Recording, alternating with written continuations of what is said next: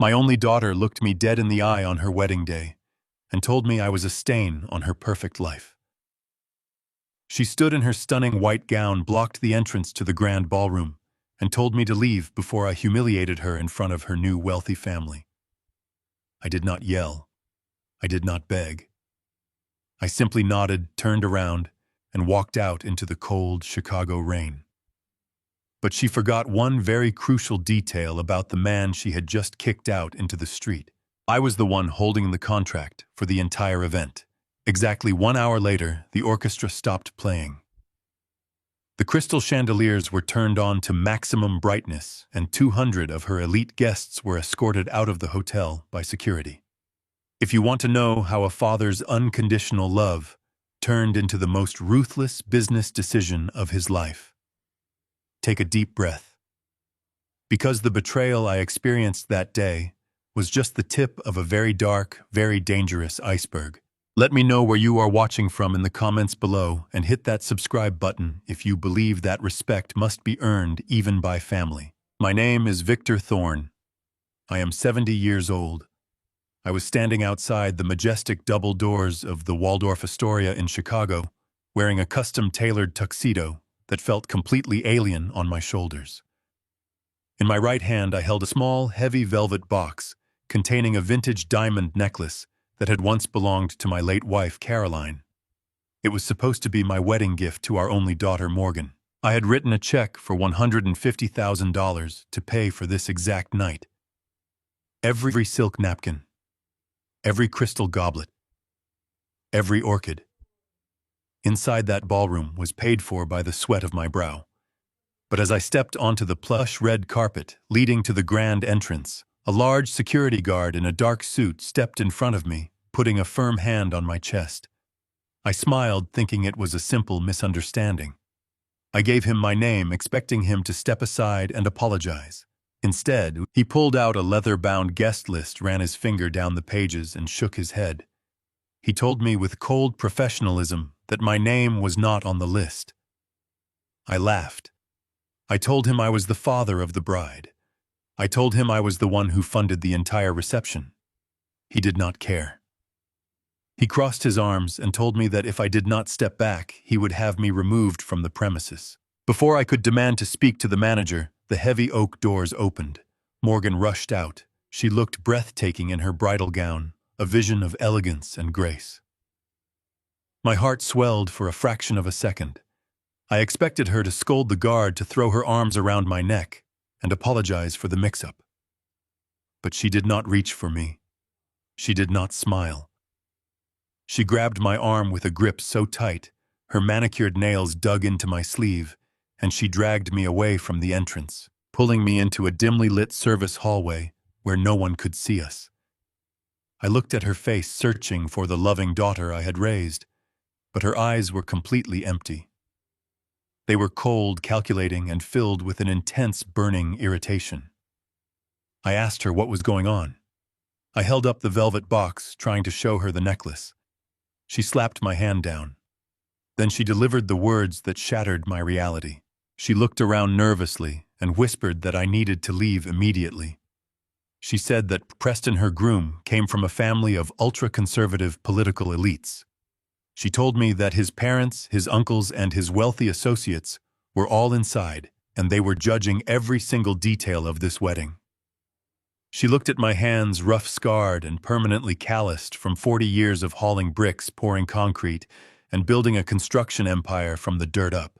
She told me that my loud voice, my lack of refined etiquette, and my rough blue-collar background were simply bad for optics. She said she could not afford to have her new family look down on her because of where she came from. She promised she would make it up to me tomorrow with a private dinner, but for tonight I was a liability. She told me to go away. I stood there, in the flickering light of the service corridor, the air knocked completely out of my lungs. I did not give her a long speech about my sacrifices. I did not scream about the past. But in my mind, the memories flashed violently. I remembered the freezing Chicago winters when I worked double shifts at the lumber yard, my hands bleeding and cracking in the cold, just to pay for her elite private school tuition. I remembered the day her mother, Caroline, died of breast cancer when Morgan was just 12 years old. I had promised Caroline on her deathbed that our daughter would never want for anything, that she would have the life we never had. I built Thorn Construction from a single rusted pickup truck into a massive regional enterprise, pouring every ounce of my soul, my time, and my health into concrete and steel solely to elevate her. I bought her the imported cars, paid for the Ivy League degree, and handed her a life wrapped in gold. And now, the very hands that had bled to build her throne were considered too ugly, too unrefined to sit at her table. She was embarrassed by the exact sacrifices that had paid for the dress she was wearing. I did not argue. I did not shed a single tear. I slowly backed out of the service hallway and walked toward the grand glass windows that separated the foyer from the main ballroom. Through the thick glass, I saw the man she was marrying. Preston Gaines. He was standing near a towering champagne pyramid surrounded by his wealthy, arrogant family. I watched him raise his glass. As he lifted his arm, the heavy diamond-encrusted Rolex gleaming on his wrist caught the light. It was a $30,000 watch. I had purchased it specifically for him as an engagement gift, a gesture of welcome into our family. Preston lowered his glass and looked past his friends. His eyes met mine through the glass window. He did not look surprised. He did not look apologetic. He looked at me, checked the expensive watch I had bought him, and then he smirked. It was a slow, deliberate, contemptuous smile. The absolute arrogance of a man who thought he had just successfully discarded a useless, clueless old fool. In that exact fraction of a second, the crushing grief in my chest evaporated. It vanished completely, burned away by something much colder and much sharper. The heartbroken father died right there on the carpet of the Waldorf Astoria, and the ruthless, calculating businessman who had survived 40 years of cutthroat corporate warfare woke up. I nodded at Preston. I turned my back to the ballroom, walked out into the pouring rain, and pulled out my cell phone. I sat in the driver's seat of my car, the heavy Chicago rain pounding against the windshield like a barrage of relentless fists trying to break through the glass. I put the car in drive and pulled away from the grand entrance of the Waldorf Astoria, leaving behind the glittering lights, the valet attendants, and the daughter who had just discarded me like a piece of broken machinery. I drove without a destination, letting the rhythmic, hypnotic thud of the windshield wipers match the racing beat of my heart. The crushing grief that had paralyzed me in that service hallway was entirely gone now. In its place, a pristine, razor-sharp clarity began to take over my mind. Every instinct I had honed over 4 decades of surviving in the cutthroat commercial construction industry was screaming at me, forcing me to analyze what had just happened. I kept seeing Preston Gaines looking at me through that thick glass. I kept replaying the way he checked the $30,000 Rolex I had bought him, and the way his lips had curled into that sickening smirk. That was not just the snobbery of a trust fund child looking down on a man who had earned his calluses. I knew men like Preston. I had dealt with them in boardrooms and on negotiation tables. That specific smile was the absolute, unadulterated arrogance of a thief who firmly believes he has already gotten away with the heist. He looked at me as if I were a defeated mark. My mind violently shifted gears, racing back to a quiet Tuesday afternoon in my corporate office exactly 1 month ago. The pieces of a very disturbing puzzle suddenly began to snap together with terrifying precision. Morgan had shown up unannounced, bringing me my favorite coffee and wearing a bright, loving smile. She had walked into my office carrying a thick stack of legal documents enclosed in a premium leather binder. She had smelled of the expensive French perfume I paid for, and her voice had been as smooth as silk. She sat across from my desk, leaned in close, and relentlessly pressured me to sign what she called a revolutionary tax optimization strategy. She spun a brilliant, complicated story about how Preston and his new tech startup financial team had discovered a massive legal loophole that could shield my construction empire from heavy federal taxes. She claimed it would save me millions of dollars, ensuring that her future and my legacy would be utterly bulletproof.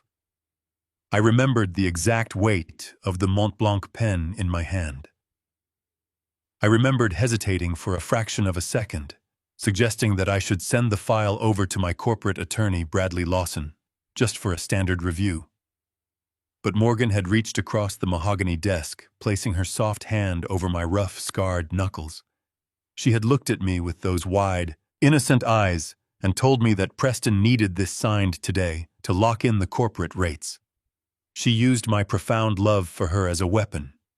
She leveraged my lingering grief over her mother to completely lower my defenses. I had signed those papers without reading the fine print simply because I trusted my only child unconditionally. The memory of my pen scratching across those pages now felt like a knife dragging across my throat. Preston was not smirking because I was uninvited to a party. I was smirking because he thought he owned me. I refused to be a victim.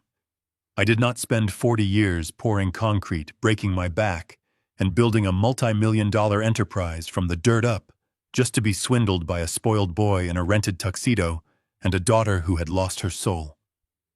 I slammed my foot on the brake pedal and pulled my car violently over to the side of the slick, rain-washed avenue.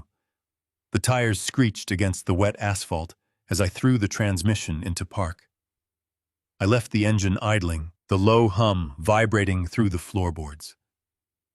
I reached into the inside pocket of my jacket, pulled out my cell phone, and immediately navigated to my contacts. I bypassed my lawyers, my accountants, and my security team. I went straight for the jugular of the immediate situation. I dialed the direct office line for Valerie Sutton, the executive banquet manager at the Waldorf Astoria. The line rang twice before she picked up. Her voice was cheerful, professional, and entirely oblivious to the storm brewing outside her doors. She greeted me warmly, thanking me again for choosing their venue, and mentioning how absolutely breathtaking the bride looked walking around the grand ballroom. I did not exchange pleasantries. I cut through her polite chatter with a voice so cold and authoritative that it immediately silenced her. I told her to listen to me very carefully. I reminded her that my name, Victor Thorne, was the only name printed on the master contract for this event. I reminded her that it was my personal platinum credit card that had processed the $50,000 deposit and my card that was currently on file to authorize the final $100,000 charge at the end of the night. She stammered, confirming that I was indeed the sole financial sponsor of the evening. I took a deep breath and delivered the command. I told Valerie to cut the music, clear the food, and close the open bar. I ordered her to cancel everything immediately. There was a stunned, agonizing silence on the other end of the line. I could hear the faint, muffled sounds of the string quartet playing a classical piece in the background of her office. When Valerie finally found her voice, it was laced with sheer, unfiltered panic. She pleaded with me, her words tumbling over each other. She explained that the 200 guests were currently seated and actively eating their imported caviar appetizers. She said the champagne towers had just been filled, and the main course of filet mignon was currently being plated in the kitchen. She told me it was completely unprecedented to halt an active wedding reception of this magnitude and begged me to reconsider. I gripped the phone tighter, my voice dropping to a dangerous, unwavering register. I told her I did not care about the appetizers, the champagne, or the elite guests sitting at those tables. I instructed her to turn on the harsh, bright overhead maintenance lights in the grand ballroom and tell every single person to vacate the premises. Valerie tried to protest one last time, mentioning the reputation of the groom's family. I did not let her finish. I told her that if she did not execute my exact orders within the next 5 minutes, I would immediately call my bank and report the entire wedding transaction as massive, unauthorized credit card fraud. I promised her that I would tie the hotel up in a brutal legal dispute, and they would not receive a single dime for the extravagant catering, the floral arrangements, or the ballroom rental. I told her the choice was hers, but she was entirely out of time. I hung up the phone without waiting for her response. The silence in the car was deafening once the call disconnected. The only sound left was the rain attacking the metal roof of my vehicle. I sat there in the dark, my chest heaving, adrenaline pumping violently through my veins. I took a long, deep breath to steady myself, trying to process the absolute magnitude of what I had just done. I had just ruined my only daughter's wedding. I had just unleashed utter chaos on the people who had treated me like a disposable nuisance. A brief, grim wave of satisfaction washed over me, a feeling of taking absolute control over a situation designed to humiliate me. But that feeling of triumph lasted for exactly 3 seconds. A harsh, bright blue light suddenly illuminated the dark cabin of my car. My cell phone screen had flared to life on the passenger seat. It was a distinct high-priority notification chime from my highly secure corporate banking application. I frowned, reaching over to pick up the device. I unlocked the screen, my eyes adjusting to the glaring light. I stared at the push notification displayed on the banner. I read the words slowly, trying to comprehend the English language, but my brain refused to process the information. The alert read, "Approval successful, $2.5 million commercial loan distributed against Thorn Construction assets." My heart completely stopped beating in my chest. All the air was sucked out of the vehicle. A suffocating, freezing dread crawled up my spine and wrapped its icy fingers around my throat. I stared blankly at the glowing numbers on the screen. I had not applied for a commercial loan. I had zero debt on my company ledgers. The horrifying reality of the tax optimization documents I had signed a month ago crashed down on me with the force of a collapsing skyscraper. Morgan and Preston had not just stolen my dignity tonight. They had leveraged my entire life's work. The notification on my screen burned into my retinas. $2.5 million. I slammed the accelerator, peeling away from the curb and merging recklessly into the heavy Chicago traffic. I did not care about the blinding rain. My mind focused purely on getting back to my estate. I gripped the steering wheel so hard my knuckles turned white. I built Thorn Construction with a zero-debt philosophy. I paid for my equipment in cash.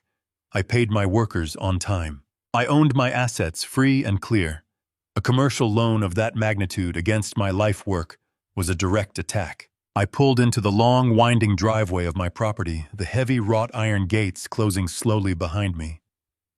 I threw the car into park near the front steps, leaving the keys in the ignition and the driver's side door wide open to the storm.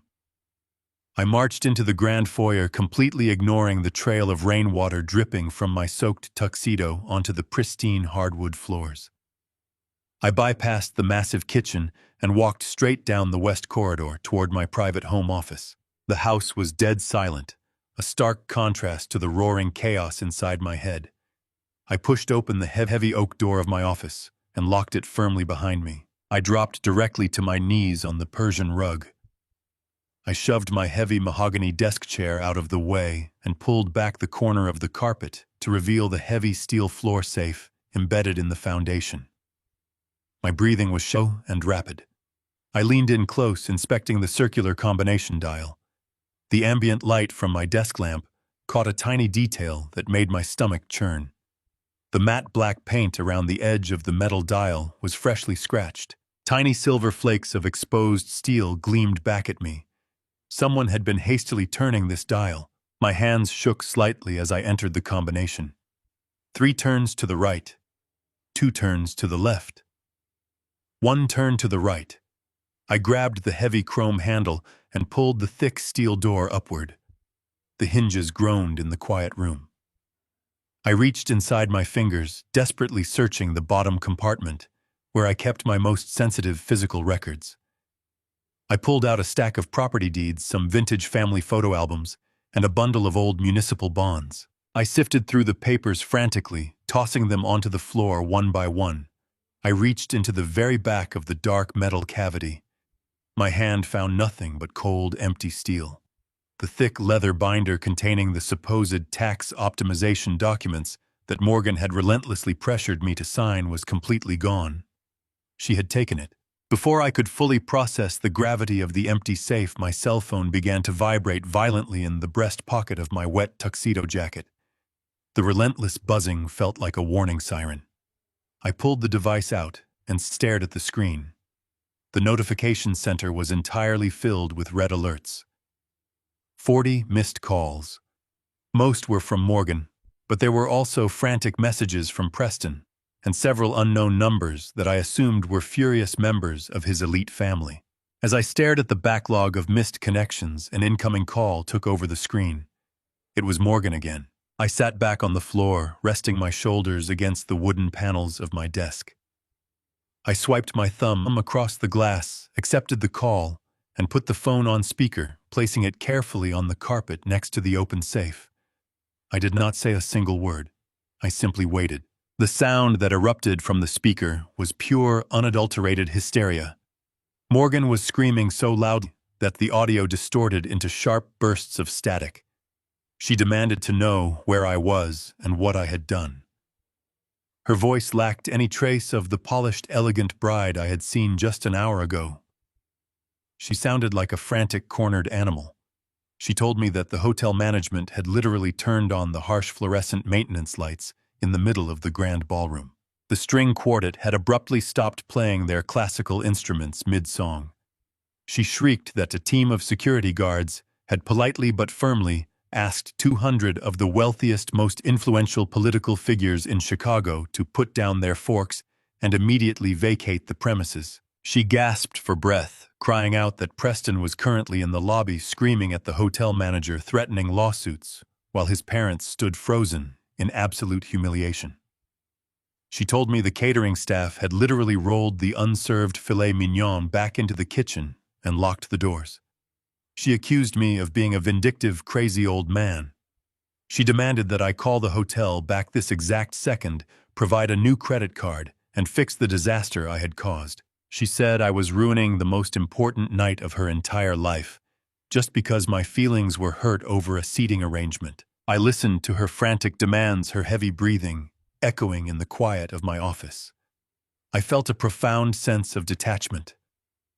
The daughter I had raised, the little girl I had loved more than my own life, did not exist anymore. The person on the other end of the line was a parasite who had smiled while robbing me blind. I leaned forward, bringing my face closer to the phone. I kept my voice incredibly calm, completely devoid of any paternal warmth. I told her that I found it amusing how quickly she needed the rough blue-collar builder when the bills came due. I reminded her of her own words from the service hallway. I told her that she had made it explicitly clear that my presence was a stain on her new elite family. I spoke slowly, ensuring every syllable carried the weight of absolute finality. I said, "No me no wedding, enjoy your hot dogs." A suffocating silence fell over the line. I could hear the muffled sounds of chaotic voices in the background at the hotel. When Morgan finally spoke again, her voice dropped the facade of the devastated bride. It morphed into a venomous, hateful sneer. The sheer rage stripped away her careful planning and exposed her true hand. She screamed that I was a pathetic, clueless old fool. She yelled that I could not simply walk away and cut her off. She told me that I had absolutely no power left. Her voice reached a fever pitch as she spat the final fatal words. She screamed that she had full medical authority over me now and that she was going to take every single thing I owned.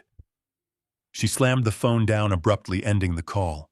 The harsh dial tone loudly echoed through the silent office, a hollow, mocking sound. I sat completely frozen on the damp, intricate Persian rug. The entire room suddenly began to spin around me in a dizzying blur. The heavy mahogany desk, the empty steel safe, the cold rainwater steadily dripping from my tuxedo jacket. It all blurred together into a nightmare. I slowly repeated her venomous words in my mind over and over again. Medical authority. The so-called tax documents I had foolishly signed were not financial at all. They were a complete, legally binding, terrifying surrender of my own physical and mental autonomy. I did not allow the initial shock to paralyze me completely. Panic is a dangerous luxury the men in my position simply cannot afford. I reached across the damp Persian rug, picked up my phone, and immediately ended the dead call with my treacherous daughter. My stiff fingers moved with mechanical precision as I scrolled through my highly encrypted contacts. I bypassed my standard financial advisors and dialed the private cellular number of Bradley Lawson. Bradley was my senior corporate attorney, a man whose absolute loyalty I had purchased over 3 decades of highly lucrative retainers. He was a bulldog in the courtroom and a ghost in the archives. It was well past midnight, but he answered on the 3rd ring. His voice was thick with sleep, but it sharpened instantly the moment he heard the chilling, absolute focus in my tone. I told him I needed an emergency audit of every legal filing attached to my name, my estate, and Thorne Construction within the last 30 days. I explained about the missing binder, the alleged tax optimization documents, and the $2.5 million commercial loan that had just been forcefully distributed against my company. Bradley did not ask unnecessary questions. I could hear the rustling of bedsheets and the heavy clicking of his mechanical keyboard as he immediately booted up his secure remote terminal. He told me to stay on the line while he tapped directly into the expedited county clerk database and the state medical registry. The silence on the phone stretched out for 10 agonizing minutes. The only sound in my office was the heavy rain lashing against the glass window and the rapid rhythmic striking of Bradley pressing keys.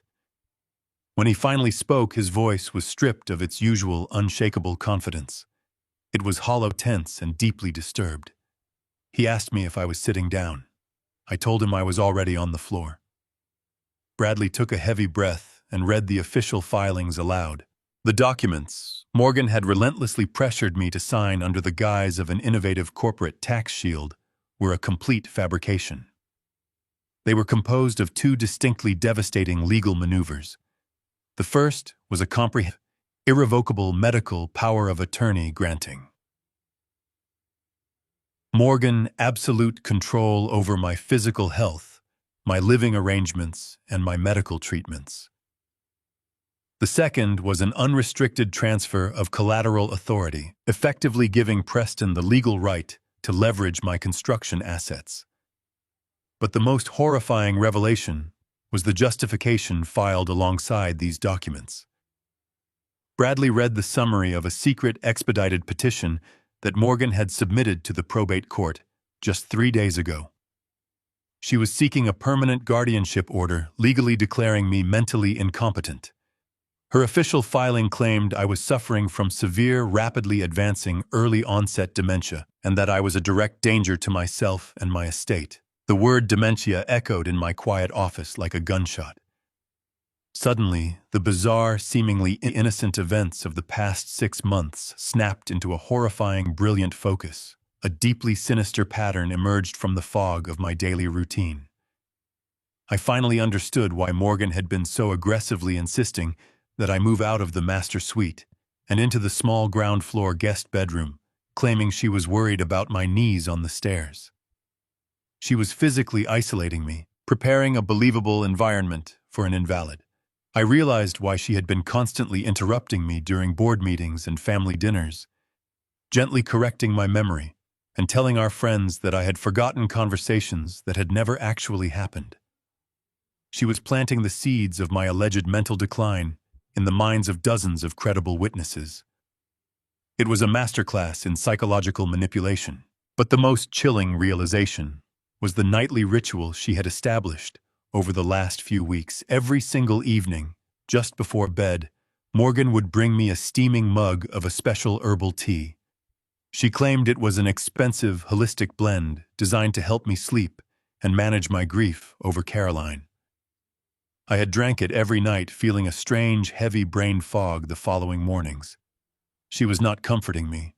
She was chemically inducing the exact symptoms of the neurological disease she was accusing me of having. I relayed my realization to Bradley. I heard him curse softly under his breath, a rare break in his professional armor.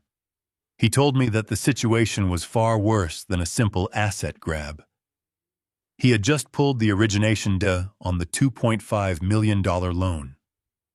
Preston had not gone through a traditional federally regulated banking institution. His tech startup was effectively bankrupt, completely drowning in hidden debts. To save himself, Preston had used my forged collateral transfer to secure a massive high-interest loan from a shadow syndicate.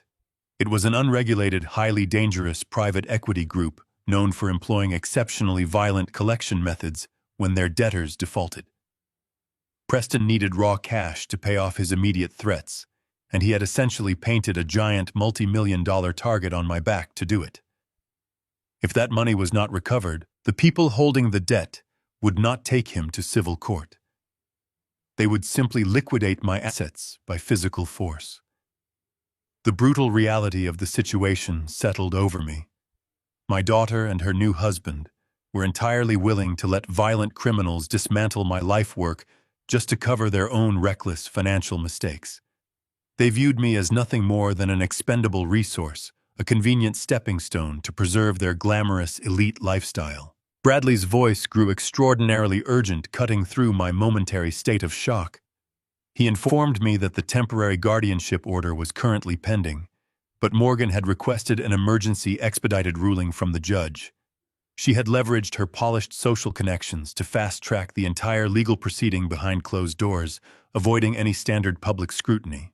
The court hearing, to finalize my legal incompetence and permanently strip me of my basic human rights, was officially scheduled for the very first thing Monday morning. I looked up at the antique grandfather clock ticking relentlessly in the corner of my dark office. The heavy brass pendulum swung back and forth, mocking my sudden lack of control over my own destiny. It was exactly 1 o'clock in the morning on Saturday. I had exactly 48 hours. 48 hours to prove to a judge that my mind was perfectly intact. 48 hours to untangle a masterful web of forged documents, chemical manipulation, and massive corporate theft. If I failed this impossible test, Morgan would legally lock me away in a secured psychiatric facility for the rest of my natural life, while she and her husband dismantled my 40-year legacy to pay off their dangerous criminal debts. I thanked Bradley profusely, hung up the phone, and slowly stood up from the damp floor. I brushed the dust off my soaked tuxedo trousers and straightened my jacket. I walked over to the mahogany desk and poured myself a neat glass of aged bourbon. I did not drink it. I merely stared at my own grim reflection in the amber liquid, feeling a dangerous fire ignite within my chest. The heartbroken father who had begged for his daughter's love outside the hotel ballroom was completely dead. The war had officially begun, and I was going to utterly destroy them using every weapon I had built. I left the bourbon untouched on the mahogany desk, toasting the absolute death of my blind paternal devotion in my mind. I picked up my cell phone for the third time that night. I scrolled past the frantic unanswered texts from Morgan and found the encrypted contact file for Garrett Nash. Garrett was a former Federal Bureau of Investigation operative who had transitioned into private corporate intelligence over a decade ago. He was the man I exclusively retained to vet ruthless competitors, trace hidden offshore accounts, and dismantle corporate espionage attempts against Thorne Construction. I was fiercely loyal, highly discreet, and completely unbothered by the late hour. I called him at 1:15 in the morning. He answered immediately, his voice sharp and fully awake. I did not give him a lengthy explanation over the phone. I simply told him that I was facing an immediate catastrophic internal breach and that I needed a complete covert surveillance grid installed inside my primary residence before sunrise. Garrett asked no questions. He told me he would be at my estate in 90 minutes with his specialized equipment. I hung up and spent the next hour meticulously wiping down the floor safe, ensuring no trace of my inspection remained. I returned my desk chair to its exact original position and smoothed out the Persian rug. I needed Morgan and Preston to believe their trap was perfectly intact. Exactly at 3 o'clock in the morning, a sleek black sedan rolled silently up my long driveway, its headlights completely extinguished. Garrett Nash stepped out into the pouring rain, carrying 2 heavy reinforced tactical cases. I unlocked the front door and let him inside. We did not exchange pleasantries or handshakes. I led him straight to the kitchen, the primary stage where Morgan prepared my nightly drugged tea. I explained the situation to Garrett in cold, clinical terms as he opened his cases on my granite kitchen island. I told him about the forged medical power of attorney, the shadow syndicate loan, and the chemical manipulation. Garrett's jaw tightened, but his professional demeanor never wavered. He immediately went to work. He pulled out a series of microscopic high-definition cameras and military-grade audio transmitters. These were not off-the-shelf security devices. They were practically invisible, designed to blend seamlessly into the environment. We started in the kitchen. Garrett carefully removed a small ventilation grate above the espresso machine, installed a tiny lens that covered the entire food preparation area, and replaced the grate without leaving a single scratch. He placed a second audio-only receiver underneath the lip of the kitchen island, perfectly positioned to capture even the lowest whispers. We moved to the main living room, the central hub where Preston and Morgan would inevitably congregate to discuss their financial strategies. Garrett embedded a camera inside the base of an antique bronze lamp, sitting on the mantel, wiring it directly to the power supply so it would never lose battery. He hid another microphone behind the heavy velvet curtains near the front entryway to catch any conversations the moment they walked through the front doors. Finally, we walked up the staircase to the ground-floor guest bedroom, the isolated cell Morgan had so graciously prepared for my supposed mental decline. This was the most critical location. This was where the final act of their deception would take place. Garrett installed a wide-angle lens inside the housing of the smoke detector on the ceiling, giving me a complete unobstructed view of the entire room, including the doorway and the bed. He synced all the devices to a secure encrypted local network that did not interact with my main house wireless router. He handed me a brand new unregistered digital tablet and showed me the live feeds. The video quality was breathtakingly clear. The audio picked up the sound of my own breathing.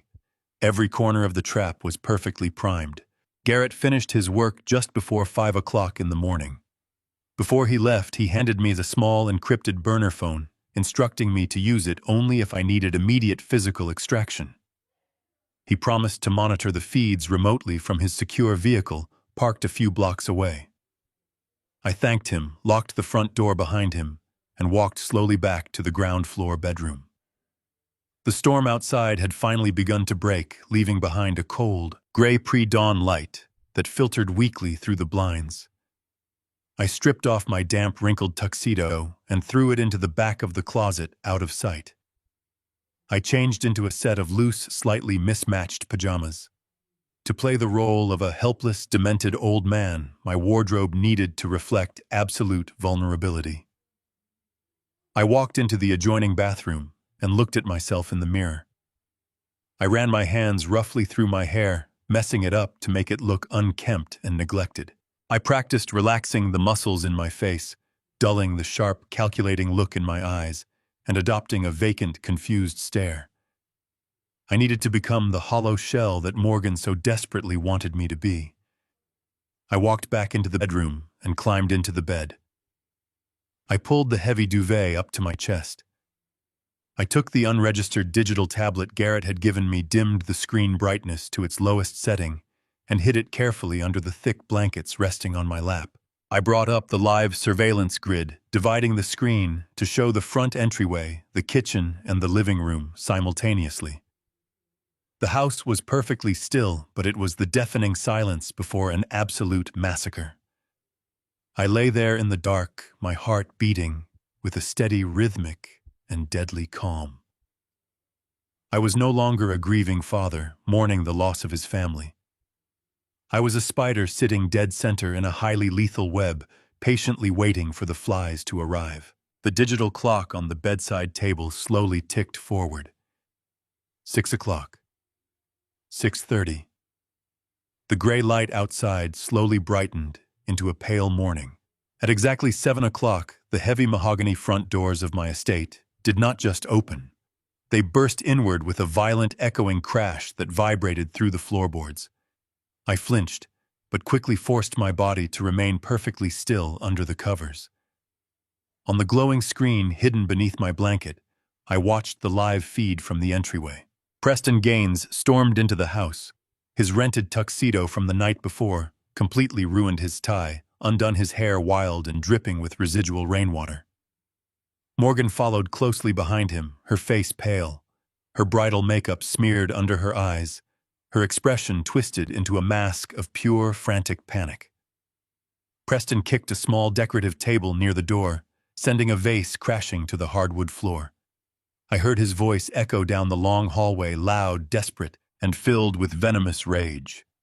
He screamed at the top of his lungs, demanding to know where the old man was, shouting that I had completely ruined everything. I did not move a single muscle. I closed my eyes for a brief second, took a deep, steadying breath, and purposefully slowed my heart rate.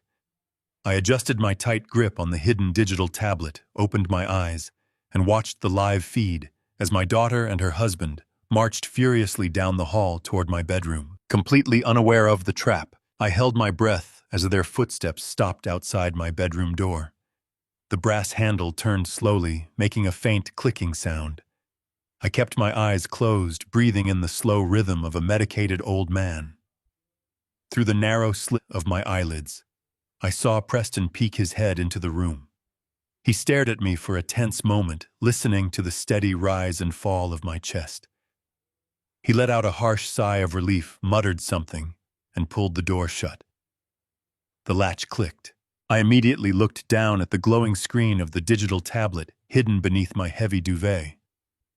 I switched the primary feed to the kitchen camera Garrett had concealed inside the ventilation grate above the espresso machine. A few seconds later, Preston and Morgan burst into the frame. The high-definition lens captured every detail of their desperate state. Preston aggressively paced across the imported marble tiles, running trembling hands through his wet hair. He looked like a cornered rat. His rented tuxedo was entirely ruined from the storm, sticking to his shoulders in damp patches. Morgan leaned against the granite island, chewing frantically on her thumbnail. The elegant bride who had coldly banished me from the Waldorf Astoria was entirely gone, replaced by a woman consumed by raw panic. Preston suddenly slammed his fist onto the countertop, causing a row of empty wine glasses to rattle violently. He screamed that they were completely out of time. He yelled that my stunt at the hotel had severed their only immediate line of credit with the catering vendors and exposed their cash flow problem to his wealthy parents. Morgan tried to shush him, darting her eyes nervously toward the hallway leading to my bedroom. But Preston was far beyond caution. He grabbed the edge of the granite island, leaning his face inches from hers. His voice dropped into a guttural, terrifying register that made my blood run cold. He told her she did not understand the gravity of the people they were dealing with. I explained that the shadow syndicate, holding the $2.5 million commercial loan against my construction firm, had given him a hard deadline. They did not operate like a traditional bank. There were no grace periods, no warning letters, and absolutely no legal arbitration. Preston's voice cracked with genuine terror as he revealed that the syndicate had explicitly threatened his life. He told Morgan that if he did not deliver the liquidated cash from the sale of my company by Tuesday afternoon, they were going to kill him. He described the physical threats the debt collectors had made against him just an hour ago. I lay perfectly still, absorbing the full reality of my situation. My son-in-law had borrowed millions from ruthless criminals to salvage his pathetic startup, using my 40 years of sacrifice as his personal collateral. Facing execution, he was fully prepared to dismantle my legacy to save his skin. Morgan did not look horrified by these violent criminals. She did not express concern for my safety. Her only reaction was a calculated frustration at the compressed timeline. She crossed her arms tightly and began to pace the kitchen, her mind racing to find a solution involving my legal destruction. She shed no tears for the terrified man she had married. She was entirely focused on securing the vast fortune she firmly believed was already hers. Her lack of human decency was astonishing. I watched on the high-definition screen as Morgan stopped pacing. She turned on her heel and walked directly toward the massive stainless steel refrigerator. She pulled the heavy door open and reached into the back of the top shelf, completely hidden from normal view. When she turned back around to face the hidden camera, she was holding a small, unmarked glass vial filled with a clear liquid. A medical dropper was tightly screwed into the top. She set the vial down on the granite countertop with a sharp clink. Preston stared at the small bottle, his eyes wide with desperate anticipation. Morgan leaned forward, resting her hands on the counter. She told Preston to calm down and stop acting like a panicked child.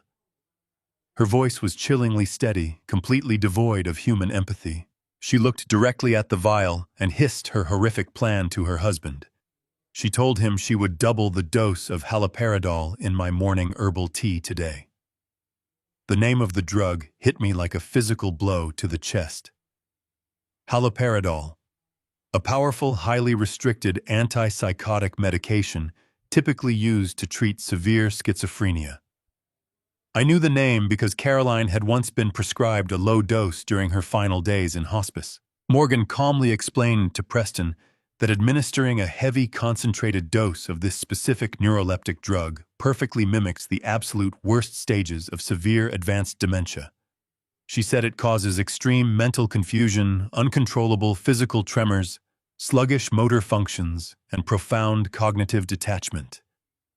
She smiled a cruel, heartless smile and told Preston that by the time the court-appointed medical evaluator arrived at the house tomorrow morning, I would not even know my own name. My own flesh and blood, the daughter I had protected my entire life, was actively and intentionally, chemically lobotomizing me. The sheer clinical evil of her statement paralyzed me. I stared at the screen, my heart pounding a furious rhythm against my ribs. I watched as Preston stared at the vial of powerful antipsychotic medication, a sick expression of relief washing over his pale face. But the relief was entirely fleeting. He reached out and grabbed Morgan tightly by the arm, his fingers digging into her skin. He shook his head frantically. He told her that waiting for the court-appointed evaluator tomorrow morning was no longer an option. The timeline had shifted. He reminded her that the final transfer of my construction empire to Vanguard Holdings was scheduled to be executed today. He explained that Richard Maxwell, the notoriously ruthless chief executive officer of Vanguard Holdings, required absolute legally binding authorization to finalize the massive corporate acquisition. Preston's eyes darted wildly toward the hallway. He told Morgan the forged medical power of attorney and preliminary digital signatures were no longer enough to satisfy the Shadow Syndicate's demand for proof of the sale. They needed undeniable verification that the corporate asset transfer was finalized. Preston lowered his voice to a desperate whisper. He said they needed my physical thumbprint stamped directly onto the final Vanguard Holdings transfer documents today before the banks closed. Morgan looked at the vial of haloperidol, then back to Preston. Her eyes narrowed with a dark, predatory determination. She nodded slowly in agreement. Preston released her arm, grabbed a stack of legal papers from his leather briefcase, and pulled a small black ink pad from his pocket. He looked at Morgan and said they needed to do it right now while the old man was passed out from last night's dose. I held my breath, gripping the digital tablet under my blankets. On the screen, I watched them turn away from the kitchen counter and march purposefully out of the frame. 2 seconds later, I heard the heavy, unmistakable sound of their footsteps pounding rapidly up the wooden hallway floorboards, heading directly toward the closed door of my bedroom. The rapid footsteps echoed down the hallway, vibrating through the floorboards and straight into the mattress where I lay. I kept my eyes completely shut and concentrated entirely on the rhythm of my breathing. I needed to mimic the slow, shallow respirations of a man incapacitated by a heavy dose of antipsychotic medication. My muscles were tense, coiled like a tightly wound spring, but I forced my facial expression to go completely slack. I let my jaw drop open slightly, ensuring that I looked exactly like the hollow, broken shell my daughter so desperately needed me to be. The brass doorknob turned with a sharp click. The heavy oak door creaked open, letting a sliver of pale morning light slice across the dark bedroom. I did not move. I did not flinch. Through the narrow slit of my eyelashes, I saw 2 dark silhouettes step quietly into the room. Preston moved with a frantic, nervous energy, clutching a thick leather portfolio under his arm. Morgan followed close behind him, closing the door softly until it latched. They stood at the foot of my bed for a long, agonizing moment, staring down at me. I could feel their eyes analyzing my stillness, searching for any sign of wakefulness. The silence in the room was suffocating, broken only by the sound of Preston breathing heavily. He was sweating, terrified of the shadow syndicate that was currently hunting him down for their money. Preston stepped closer to the right side of the bed, setting his leather portfolio down on the mahogany nightstand. He unzipped the portfolio with trembling hands, pulling out a thick stack of densely printed legal documents.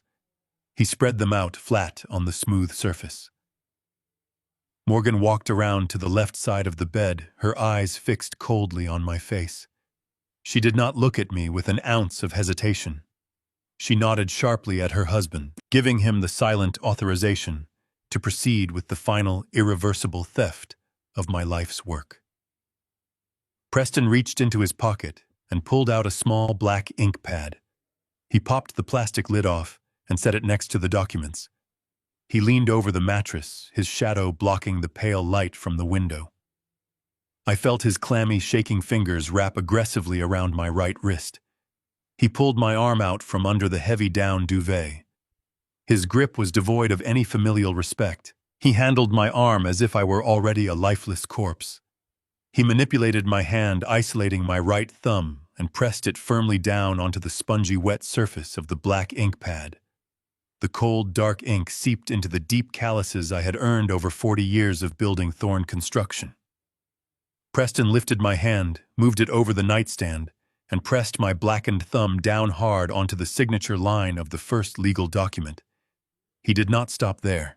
He hastily flipped the thick page and pressed my thumb down again, leaving a second dark print. He flipped another page and stamped a third time. I felt a burning volcanic rage building in the core of my chest. The sheer physical violation of my son-in-law forcing my body to sign away my empire was almost unbearable. I wanted nothing more than to grab him by the throat and throw him through the glass window. But I knew a premature confrontation would destroy my advantage. I had to let them think they were winning. As Preston pressed my thumb down onto the fourth and final page of the legal transfer, I initiated the next phase of my performance. I let out a low, gravelly groan, allowing my body to shift restlessly against the mattress. Preston gasped, dropping my wrist as if he had just been burned by a hot iron. He stumbled backward, knocking his hip against the edge of the nightstand. Morgan froze on the opposite side of the bed, her eyes wide with sudden panic. I slowly blinked my eyes open, staring blankly up at the ceiling fan, where I knew Garrett had installed the microscopic surveillance camera. I let my gaze wander aimlessly around the room, ensuring my eyes looked completely unfocused and lost. I parted my lips and let out a dry, hacking cough. I forced my voice to sound weak, slurred, and profoundly confused. I turned my head slowly toward my daughter. I looked directly into her eyes and mumbled the name of my late wife. I asked if Caroline was there.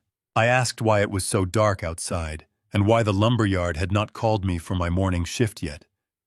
I let my head loll back against the pillows, portraying a man whose mind was entirely trapped in a distorted, distant past. The panic on Morgan's face instantly dissolved.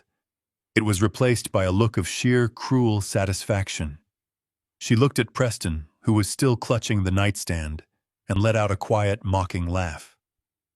The twisted validation in her eyes was horrifying to witness. She genuinely believed the chemical cocktail of antipsychotic drugs had successfully lobotomized my brain. She walked slowly around the foot of the bed, stepping right next to Preston. She looked down at me with absolute disdain. She did not try to comfort the confused, broken man she thought she saw. Instead, she leaned over, her voice dripping with a venomous, patronizing sweetness. She told me to just go back to sleep.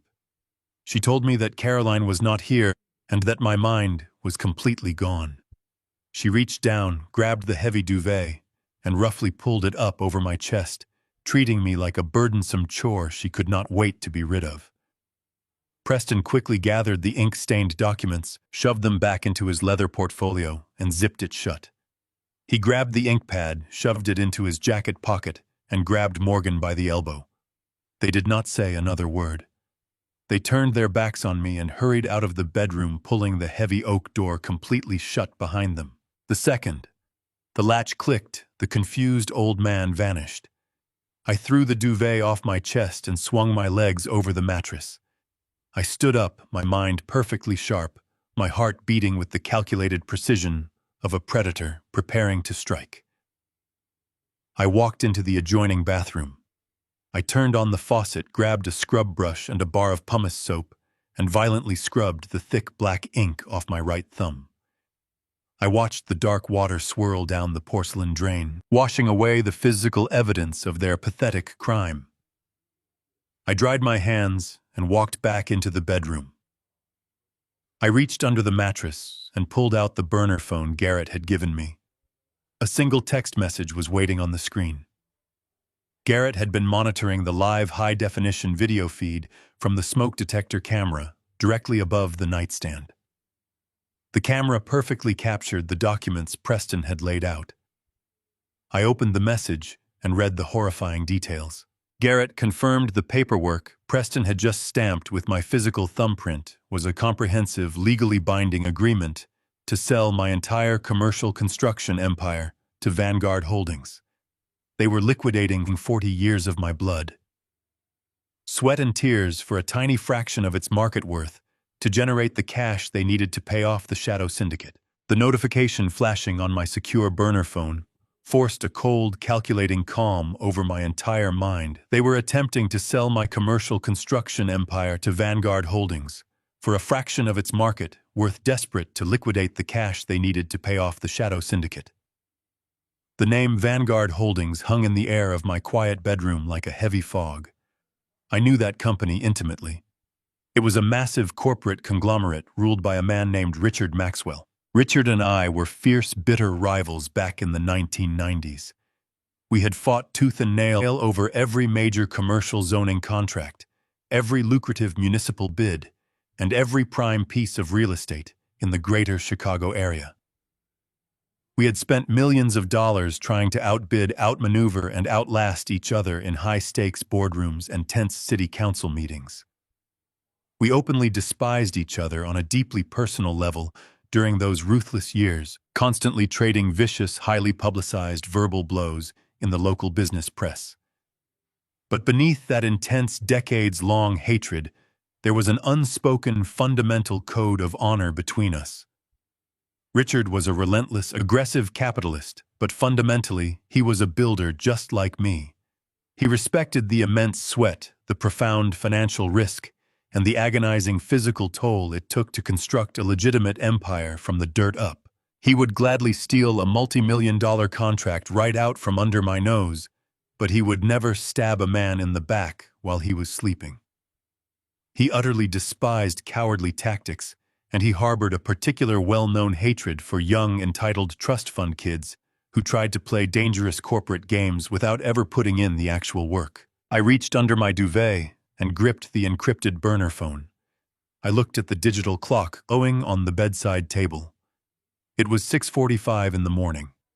Richard was famously an early riser, a man who claimed that sleeping past 5 o'clock was a sign of moral weakness. I punched in a highly private, unlisted cellular number I had committed to memory 2 decades ago. The line rang 3 times before a deep, gravelly voice answered, barking his last name with characteristic impatience. I did not bother with a polite introduction or fake pleasantries. I simply stated my name and told him I needed exactly 5 minutes of his time for the most critical business proposition of our lives. There was a long, heavy pause on the other end of the line. I heard the faint clink of a coffee cup being set down on a glass table. Richard finally spoke, his voice laced with a mixture of suspicion and genuine curiosity.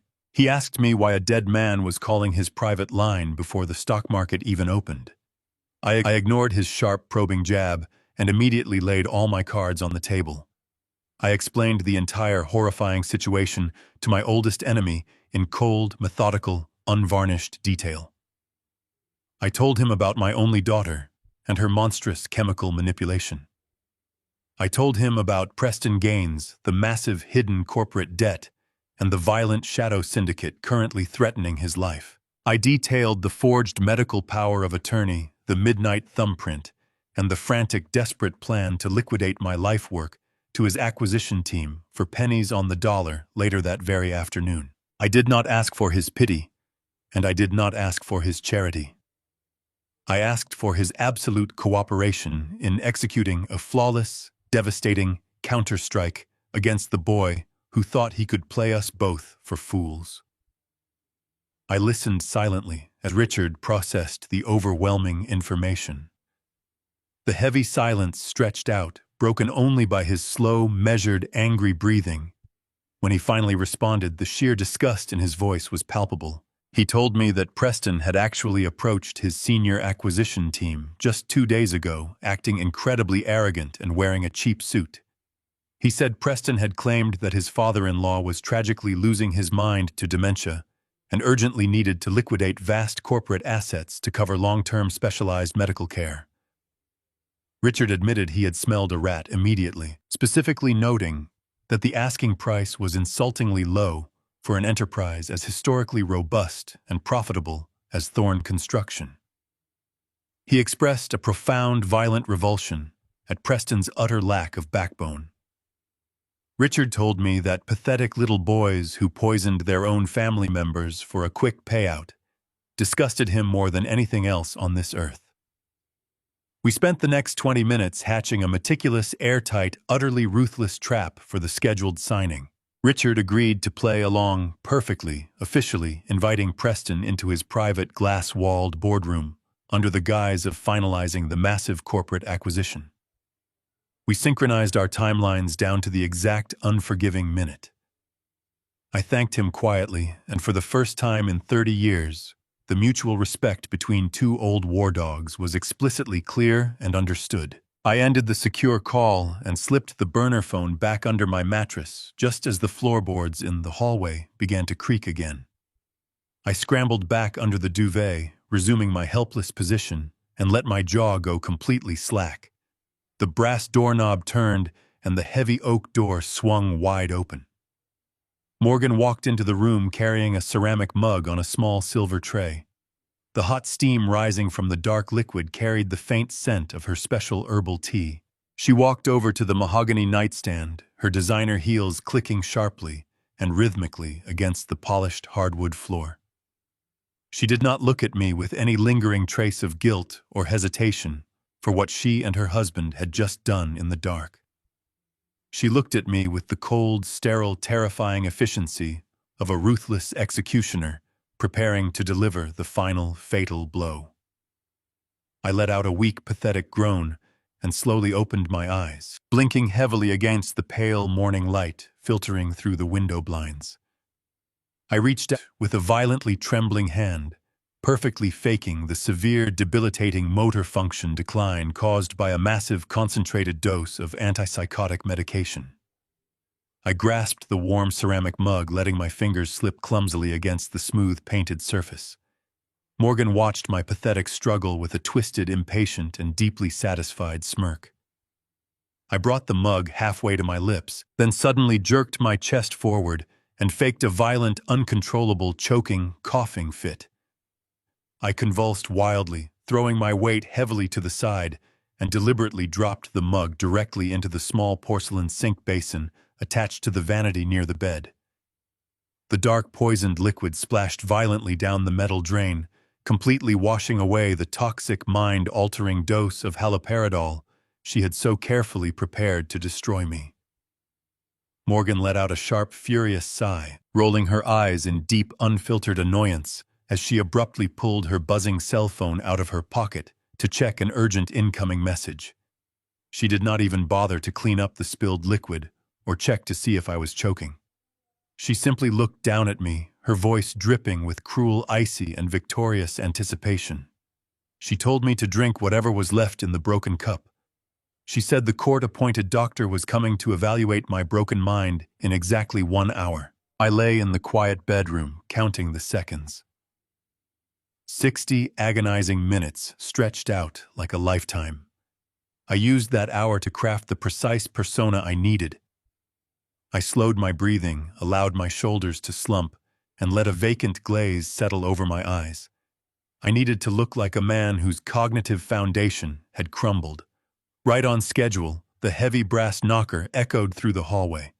I tapped the hidden digital tablet to bring up the live feed. Morgan opened the door to reveal a man in a slim-fit navy suit holding a sleek leather briefcase. He did not look like a dedicated medical professional. He looked like a corporate fixer. His hair was slicked back, his shoes polished to a mirror shine, and his smile devoid of any genuine bedside manner. This was Dr. Aris, the corrupt physician Preston had undoubtedly bribed to finalize my destruction. I watched as Preston greeted the doctor with a tense handshake. They exchanged a brief, meaningful look before Morgan led the way toward my ground-floor bedroom. I quickly shoved the tablet back beneath the mattress and let my head loll against the pillows. The door opened with a soft creak. Dr. Aris stepped into the room, followed closely by Morgan and Preston. They stood at the foot of my bed, staring down at me as if I were already a corpse. The doctor approached my bedside, pulling a silver pen and a notepad from his briefcase. He leaned over, speaking to me in a sickeningly sweet, patronizing tone, usually reserved for a toddler. He asked me how I was feeling today. I did not look at him directly. I let my gaze wander aimlessly around the room, settling on a blank spot on the wall. I mumbled that I was just very tired and that my bones ached. Dr. Aris scribbled a note, his face an impassive mask. He then began the standard cognitive assessment protocol. He asked me to state my full name. I gave it to him, but I intentionally slurred my words, making my speech sound thick and uncoordinated. He then asked me if I knew where I was. I blinked slowly, furrowed my brow, and whispered that I was in my old apartment on the south side of Chicago, a place I had not lived in for over 40 years. Morgan let out a soft, dramatic sigh, placing a comforting hand on Preston's shoulder to play the role of the devastated daughter. Dr. Aris nodded sympathetically, though his eyes remained cold. He moved to the next phase of the evaluation. He asked me to tell him the current day of the week, the month, and the exact year. This was the moment I had been waiting for. This was where I would lay the foundation for their future criminal prosecution. I looked up at Dr. Aris, squinting, as if trying to peer through a dense fog. I confidently told him it was Tuesday, November the 4th, 1998. I was off by decades. Dr. Aris immediately lowered his pen to document my severe disorientation, but I did not stop speaking. I kept my voice weak and raspy, but seamlessly transitioned my rambling answer into a highly complex monologue about corporate finance. I told the doctor that since it was the fourth quarter of the fiscal year, we urgently needed to restructure the capital gains tax liabilities on the upcoming municipal development contracts. I casually mentioned that according to the revised federal tax codes, we needed to utilize a specific accelerated depreciation schedule on our heavy machinery assets to offset the projected revenue spikes. I continued my supposed disjointed rambling by instructing him to double-check the compliance regulations on our employee retirement accounts, referencing the strict fiduciary responsibilities outlined under the Employee Retirement Income Security Act.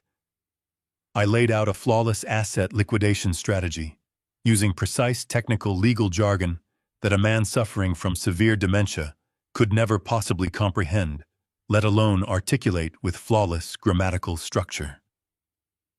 I was serving him undeniable proof of my pristine cognitive health on a silver platter.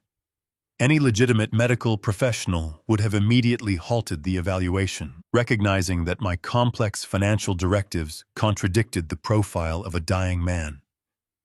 But Dr. Aris did not even blink.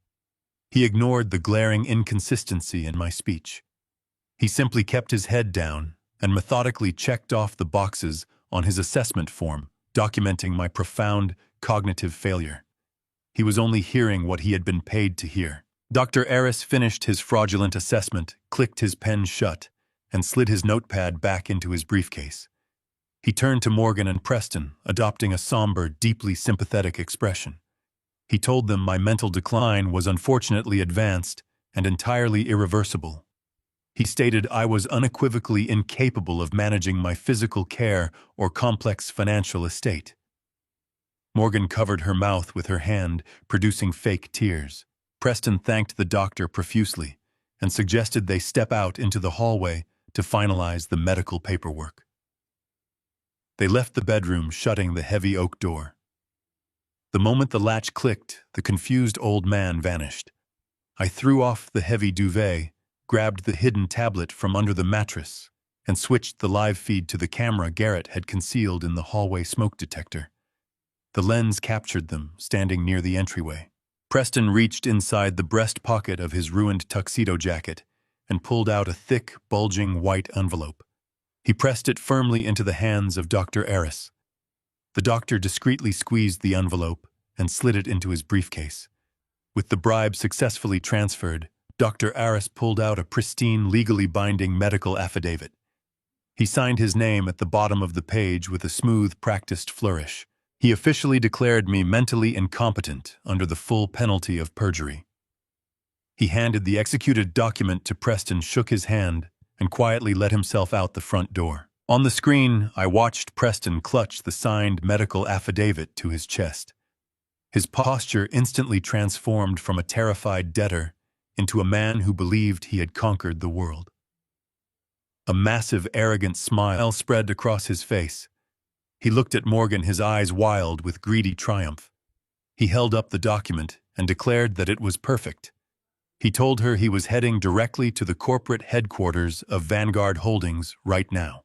He stated that once he formally signed the asset transfer papers with my forged thumbprint and this medical clearance, the old man's entire construction empire would finally be his. He kissed Morgan fiercely and sprinted out the front door, the heavy wood slamming shut behind him. I did not waste another second. I dropped the tablet onto the unmade bed and stripped off the loose pajamas I had worn to play their pathetic victim.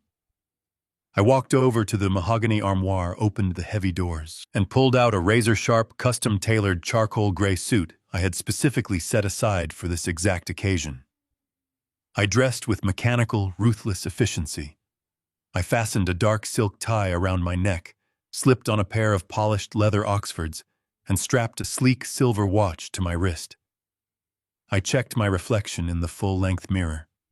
The vulnerable, broken father was completely gone. The aggressive, calculating founder of Thorn Construction stared back at me, ready for absolute war. I grabbed my keys, unlocked my bedroom door, and marched down the hallway.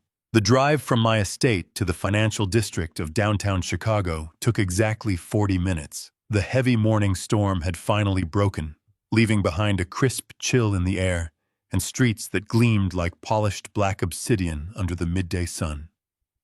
I gripped the leather steering wheel of my car, feeling a profound sense of clarity that I had not experienced in decades. The man who had lain in that bed pretending to be a hollow shell ravaged by dementia was completely gone. He had been replaced by the ruthless, uncompromising builder who had forged an empire out of concrete and sheer willpower. I navigated the familiar city streets with aggressive precision. Every corner, every towering skyscraper, every steel bridge I passed was a testament to the world I belonged to. It was a world of hard truths, binding contracts, and absolute consequences. Preston Gaines, a spoiled child, who had never built anything of value in his entire pathetic life, was currently attempting to steal a massive piece of that world. He genuinely believed that a forged medical document and an ink-stained thumbprint were enough to conquer a veteran of corporate warfare. He was about to learn a very painful lesson about the predators who actually ruled this city. I pulled my vehicle into the underground executive parking garage of the Vanguard Holdings skyscraper. I did not bother with the visitor parking levels. I drove straight to the reserved private bays, parking my car in a spot designated for senior partners. I turned off the engine and stepped out into the echoing concrete cavern. I smoothed the lapels of my charcoal gray suit, adjusted my silk tie, and walked purposefully toward the private executive elevator. I bypassed the standard security checkpoints entirely. Richard Maxwell had personally ensured that my path would be completely unobstructed. I pressed the silver button for the 50th floor, the pinnacle of the Vanguard Empire. As the high-speed elevator shot upward, I watched the digital floor numbers flash rapidly on the display panel. With every passing floor, the burning anger in my chest compressed into a cold, diamond-hard focus. I was not walking into a simple negotiation.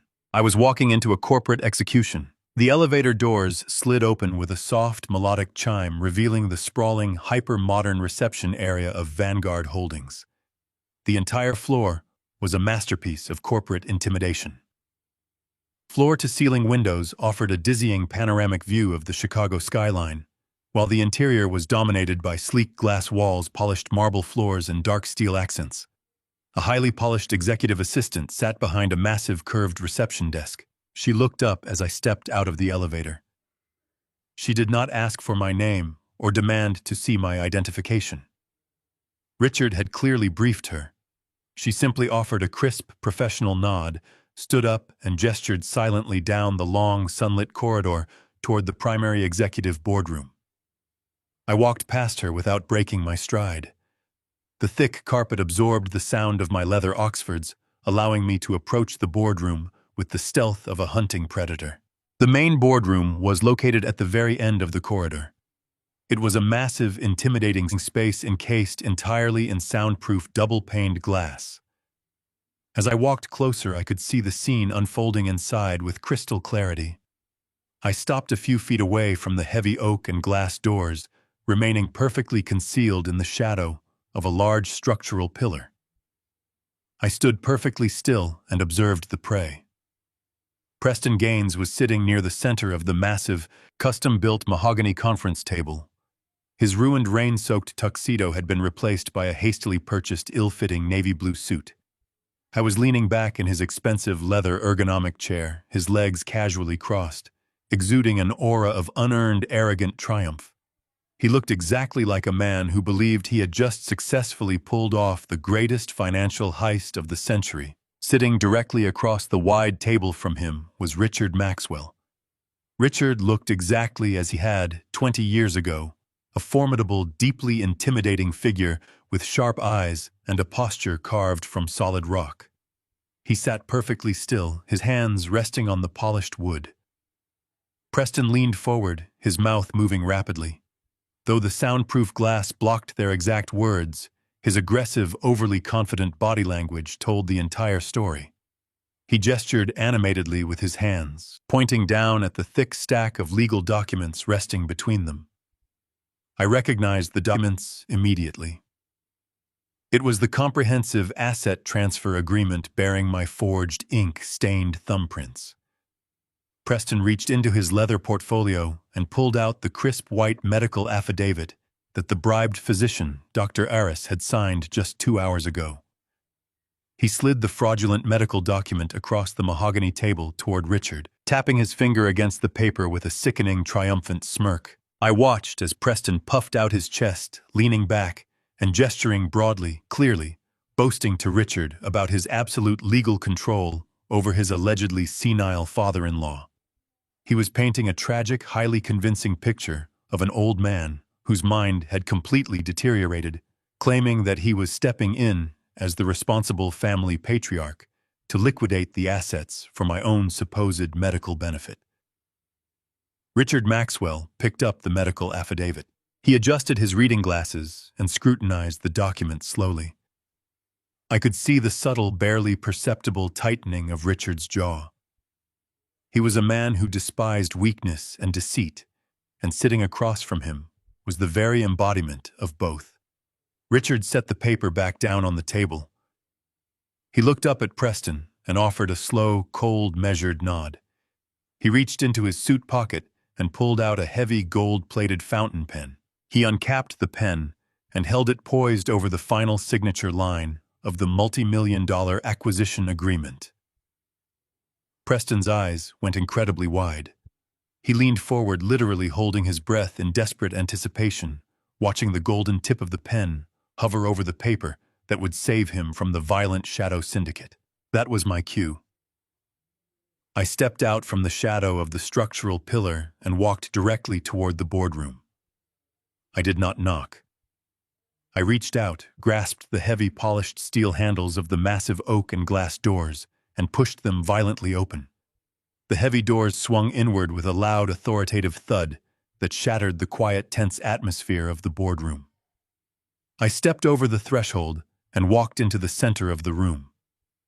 I stood impeccably dressed, my posture perfectly straight, my shoulders broad, exuding an aura of absolute, undisputed authority. The heavy, polished leather of my shoes echoed sharply against the hardwood floor. The reaction was instantaneous and profoundly satisfying. Preston's head snapped toward the doorway. The smug, arrogant smirk completely vanished from his face, replaced by a look of sheer, unadulterated terror.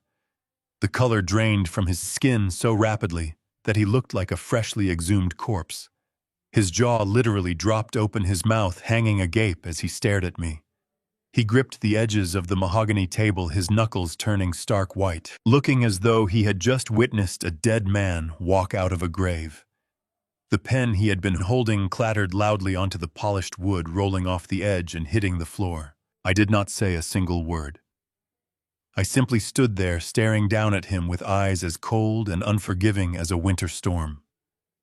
I let the crushing, heavy silence fill the massive room, allowing the horrifying reality of his situation to completely suffocate him. Preston scrambled backward in his ergonomic chair, bumping against the glass wall behind him. He raised a trembling hand, pointing a shaking finger directly at my chest. He struggled to draw breath, his chest heaving in rapid, panicked spasms. His voice cracked, coming out as a pathetic, high-pitched stammer. He gasped, sputtering frantically, asking what I was doing there. He yelled that I could not possibly be standing in this building because I was severely sick and completely out of my mind. Richard Maxwell slowly placed his gold-plated fountain pen down onto the table. He did not look at the forged documents. He kept his sharp, predatory eyes locked entirely on the terrified, trembling boy sitting across from him. Richard folded his hands together, leaning forward over the mahogany table. A slow, chilling, profoundly dangerous smile spread across Richard's weathered face. He spoke with a quiet, lethal calm that echoed clearly through the massive glass boardroom. He asked Preston if he genuinely believed that he would ever buy his oldest, most respected rival's entire construction company from a pathetic, scheming little rat without picking up the phone and calling him first. The drive from my estate to the financial district of downtown Chicago took exactly 40 minutes. The heavy morning storm had finally broken, leaving behind a crisp chill in the air and streets that gleamed like polished black obsidian under the midday sun. I gripped the leather steering wheel of my car, feeling a profound sense of clarity that I had not experienced in decades. The man who had lain in that bed pretending to be a hollow shell ravaged by dementia was completely gone. He had been replaced by the ruthless, uncompromising builder who had forged an empire out of concrete and sheer willpower. I navigated the familiar city streets with aggressive precision. Every corner, every towering skyscraper, every steel bridge I passed was a testament to the world I belonged to. It was a world of hard truths, binding contracts, and absolute consequences. Preston Gaines, a spoiled child, who had never built anything of value in his entire pathetic life, was currently attempting to steal a massive piece of that world. He genuinely believed that a forged medical document and an ink-stained thumbprint were enough to conquer a veteran of corporate warfare. He was about to learn a very painful lesson about the predators who actually ruled this city. I pulled my vehicle into the underground executive parking garage of the Vanguard Holdings skyscraper. I did not bother with the visitor parking levels. I drove straight to the reserved private bays, parking my car in a spot designated for senior partners. I turned off the engine and stepped out into the echoing concrete cavern. I smoothed the lapels of my charcoal gray suit, adjusted my silk tie, and walked purposefully toward the private executive elevator. I bypassed the standard security checkpoints entirely. Richard Maxwell had personally ensured that my path would be completely unobstructed. I pressed the silver button for the 50th floor, the pinnacle of the Vanguard Empire. As the high-speed elevator shot upward, I watched the digital floor numbers flash rapidly on the display panel. With every passing floor, the burning anger in my chest compressed into a cold, diamond-hard focus. I was not walking into a simple negotiation. I was walking into a corporate execution. The elevator doors slid open with a soft, melodic chime revealing the sprawling, hyper-modern reception area of Vanguard Holdings. The entire floor was a masterpiece of corporate intimidation. Floor-to-ceiling windows offered a dizzying panoramic view of the Chicago skyline, while the interior was dominated by sleek glass walls, polished marble floors, and dark steel accents. A highly polished executive assistant sat behind a massive curved reception desk. She looked up as I stepped out of the elevator. She did not ask for my name or demand to see my identification. Richard had clearly briefed her. She simply offered a crisp, professional nod, stood up, and gestured silently down the long, sunlit corridor toward the primary executive boardroom. I walked past her without breaking my stride. The thick carpet absorbed the sound of my leather Oxfords, allowing me to approach the boardroom with the stealth of a hunting predator. The main boardroom was located at the very end of the corridor. It was a massive, intimidating space encased entirely in soundproof double-paned glass. As I walked closer, I could see the scene unfolding inside with crystal clarity. I stopped a few feet away from the heavy oak and glass doors, remaining perfectly concealed in the shadow of a large structural pillar. I stood perfectly still and observed the prey. Preston Gaines was sitting near the center of the massive, custom-built mahogany conference table. His ruined, rain-soaked tuxedo had been replaced by a hastily purchased, ill-fitting navy blue suit. I was leaning back in his expensive leather ergonomic chair, his legs casually crossed, exuding an aura of unearned, arrogant triumph. He looked exactly like a man who believed he had just successfully pulled off the greatest financial heist of the century. Sitting directly across the wide table from him was Richard Maxwell. Richard looked exactly as he had 20 years ago, a formidable, deeply intimidating figure with sharp eyes and a posture carved from solid rock. He sat perfectly still, his hands resting on the polished wood. Preston leaned forward, his mouth moving rapidly. Though the soundproof glass blocked their exact words, his aggressive, overly confident body language told the entire story. He gestured animatedly with his hands, pointing down at the thick stack of legal documents resting between them. I recognized the documents immediately. It was the comprehensive asset transfer agreement bearing my forged ink-stained thumbprints. Preston reached into his leather portfolio and pulled out the crisp white medical affidavit that the bribed physician, Dr. Aris, had signed just 2 hours ago. He slid the fraudulent medical document across the mahogany table toward Richard, tapping his finger against the paper with a sickening, triumphant smirk. I watched as Preston puffed out his chest, leaning back, and gesturing broadly, clearly, boasting to Richard about his absolute legal control over his allegedly senile father-in-law. He was painting a tragic, highly convincing picture of an old man whose mind had completely deteriorated, claiming that he was stepping in as the responsible family patriarch to liquidate the assets for my own supposed medical benefit. Richard Maxwell picked up the medical affidavit. He adjusted his reading glasses and scrutinized the document slowly. I could see the subtle, barely perceptible tightening of Richard's jaw. He was a man who despised weakness and deceit, and sitting across from him was the very embodiment of both. Richard set the paper back down on the table. He looked up at Preston and offered a slow, cold, measured nod. He reached into his suit pocket and pulled out a heavy, gold-plated fountain pen. He uncapped the pen and held it poised over the final signature line of the multi-million-dollar acquisition agreement. Preston's eyes went incredibly wide.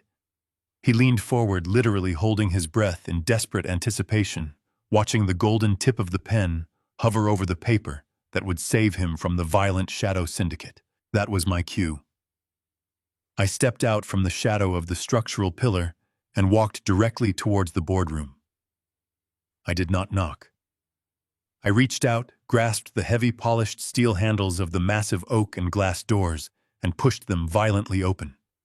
The heavy doors swung inward with a loud, authoritative thud that shattered the quiet, tense atmosphere of the boardroom. I stepped over the threshold and walked into the center of the room. I stood impeccably dressed, my posture perfectly straight, my shoulders broad, exuding an aura of absolute, undisputed authority. The heavy polished leather of my shoes echoed sharply against the hardwood floor. The reaction was instantaneous and profoundly satisfying. Preston's head snapped toward the doorway. The smug, arrogant smirk completely vanished from his face, replaced by a look of sheer, unadulterated terror. The color drained from his skin so rapidly that he looked like a freshly exhumed corpse. His jaw literally dropped open, his mouth hanging agape as he stared at me. He gripped the edges of the mahogany table, his knuckles turning stark white, looking as though he had just witnessed a dead man walk out of a grave. The pen he had been holding clattered loudly onto the polished wood, rolling off the edge and hitting the floor. I did not say a single word. I simply stood there staring down at him with eyes as cold and unforgiving as a winter storm. I let the crushing, heavy silence fill the massive room, allowing the horrifying reality of his situation to completely suffocate him. Preston scrambled backward in his ergonomic chair, bumping against the glass wall behind him. He raised a trembling hand, pointing a shaking finger directly at my chest. He struggled to draw breath, his chest heaving in rapid, panicked spasms. His voice cracked, coming out as a pathetic, high-pitched stammer. He gasped, sputtering frantically, asking what I was doing there. He yelled that I could not possibly be standing in this building because I was severely sick and completely out of my mind. Richard Maxwell slowly placed his gold-plated fountain pen down onto the table. He did not look at the forged documents. He kept his sharp, predatory eyes locked entirely on the terrified, trembling boy sitting across from him. Richard folded his hands together, leaning forward over the mahogany table. A slow, chilling, profoundly dangerous smile spread across Richard's weathered face. He spoke with a quiet, lethal calm that echoed clearly through the massive glass boardroom. He asked Preston if he genuinely believed that he would ever buy his oldest, most respected rival's entire construction company from a pathetic, scheming little rat without picking up the phone and calling him first. The heavy silence in the boardroom was absolute. Richard Maxwell's words hung in the cold air, completely shattering the illusion of Preston's grand heist. I watched as my son-in-law struggled to process the terrifying reality of the situation. His eyes darted frantically between Richard sitting calmly at the table and me standing firmly in the doorway. The arrogant, untouchable tech entrepreneur had vanished. In his place was a terrified, desperate child who finally understood that he had walked blindly into a meticulously designed trap. Preston looked down at the mahogany table, his gaze locking onto the thick stack of forged legal documents and the fraudulent medical affidavit he had presented just moments ago. He realized instantly that those papers were no longer his ticket to salvation. They were a signed, undeniable confession to multiple federal crimes. Survival instinct took over. Preston lunged forward across the table, his arms outstretched, desperately trying to snatch the documents back. He moved with a clumsy, panicked aggression, his fingers scraping wildly against the polished wood. He never even managed to touch the paper. Before Preston could pull the documents toward his chest, a tall, imposing figure stepped smoothly out from the shadows of the adjoining private executive suite. It was Garrett Nash. My private investigator had bypassed the front reception desk hours ago and had been waiting silently in the connected room the entire time. Garrett did not draw a weapon. He simply raised a high-definition digital recording camera, the small red light blinking steadily on the front of the device. He kept the lens focused squarely on Preston's pale, sweating face. Preston froze, his hands hovering uselessly over the table. He looked at the camera, then up at Garrett, his chest heaving with rapid, shallow breaths. Garrett spoke with the calm, authoritative tone of a former federal agent. He informed Preston that every single word spoken in this boardroom, every gesture made, and every fraudulent document presented had been legally recorded in full compliance with corporate security protocols. Preston stumbled backward, his legs giving out completely. He collapsed heavily into the ergonomic leather chair, his body sinking into the expensive upholstery as the last remnants of his fake courage dissolved. I walked slowly toward the center of the room, my polished leather shoes clicking rhythmically against the floorboards. I stopped at the edge of the table, looking down at the pathetic boy my daughter had chosen over her own father. I did not raise my voice. I did not need to yell to convey my absolute dominance over him. I kept my tone perfectly even, slicing through his panic with cold, surgical precision. I told Preston that he had made a series of catastrophic miscalculations. I explained that his first mistake was believing that I was a weak, easily manipulated old man. His second mistake was assuming that he could forge my thumbprint on asset transfer documents without triggering a massive automated legal review by my corporate attorneys. But his third and final mistake was by far the most fatal. It was a mistake born of sheer lazy arrogance and a fundamental misunderstanding of how real power operated in this city. I leaned forward, resting my knuckles on the cold mahogany table. I looked directly into his terrified eyes and dismantled his entire reality. I told him that he had spent the last 3 days desperately trying to sell my entire commercial construction empire to Vanguard Holdings. He had targeted Richard Maxwell because he believed Vanguard was a fiercely independent corporate conglomerate, a hungry predator eager to swallow up a rival company for pennies on the dollar. He had assumed that Richard's historical hatred for me would blind him to the fraudulent nature of the sale. I paused, letting the silence stretch out, forcing him to hang on my every word. Then I dropped the final crushing truth. I explained that Richard and I had indeed been bitter enemies in the 1990s. We had fought brutal wars over real estate and municipal contracts. But business is fundamentally fluid. 10 years ago, when Vanguard Holdings faced a severe, unpublicized liquidity crisis, Richard had needed an immediate massive influx of capital to avoid complete bankruptcy. I told Preston that I had quietly provided that capital. I had structured a highly classified, heavily buried holding company to execute the bailout. I told Preston that he had completely failed to do his homework. I revealed that I had been a silent 51% majority shareholder in Vanguard Holdings for an entire decade. Preston's mouth opened and closed like a suffocating fish. He could not form a single coherent word. The blood rushed from his face as the sheer magnitude of his blunder crashed over him. I watched the realization shatter his mind. I leaned in closer and delivered the killing blow. I told him that he had not brought my stolen company to an independent buyer.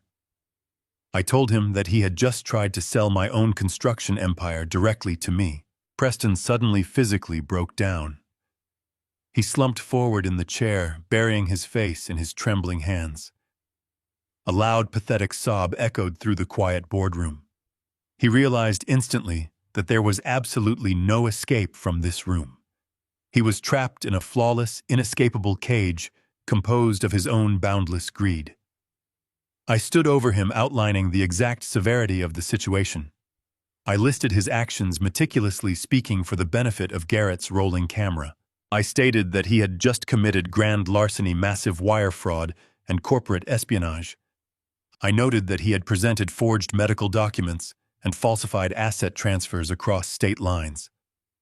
I reminded him that he had done all of this on a high-definition time-stamped recording in front of the chief executive officer of the acquiring company and a fully licensed private investigator. His crimes were no longer a family dispute.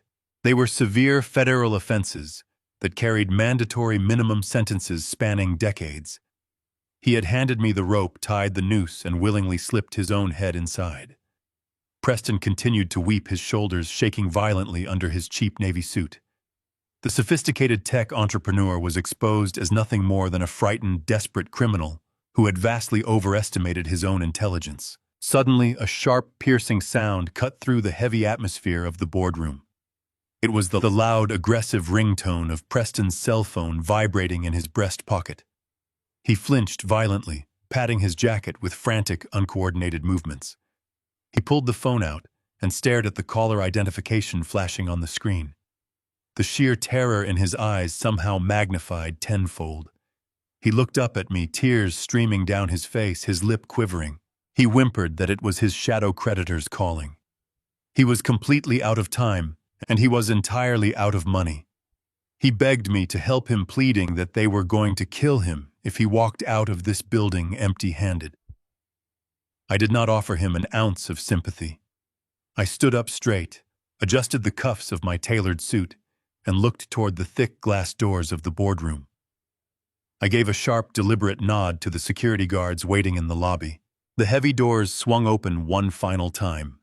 A team of stern, heavily armed agents from the Federal Bureau of Investigation, personally coordinated by my attorney, Bradley Lawson, marched briskly into the room. The swift, brutal efficiency of the federal agents left absolutely no room for negotiation.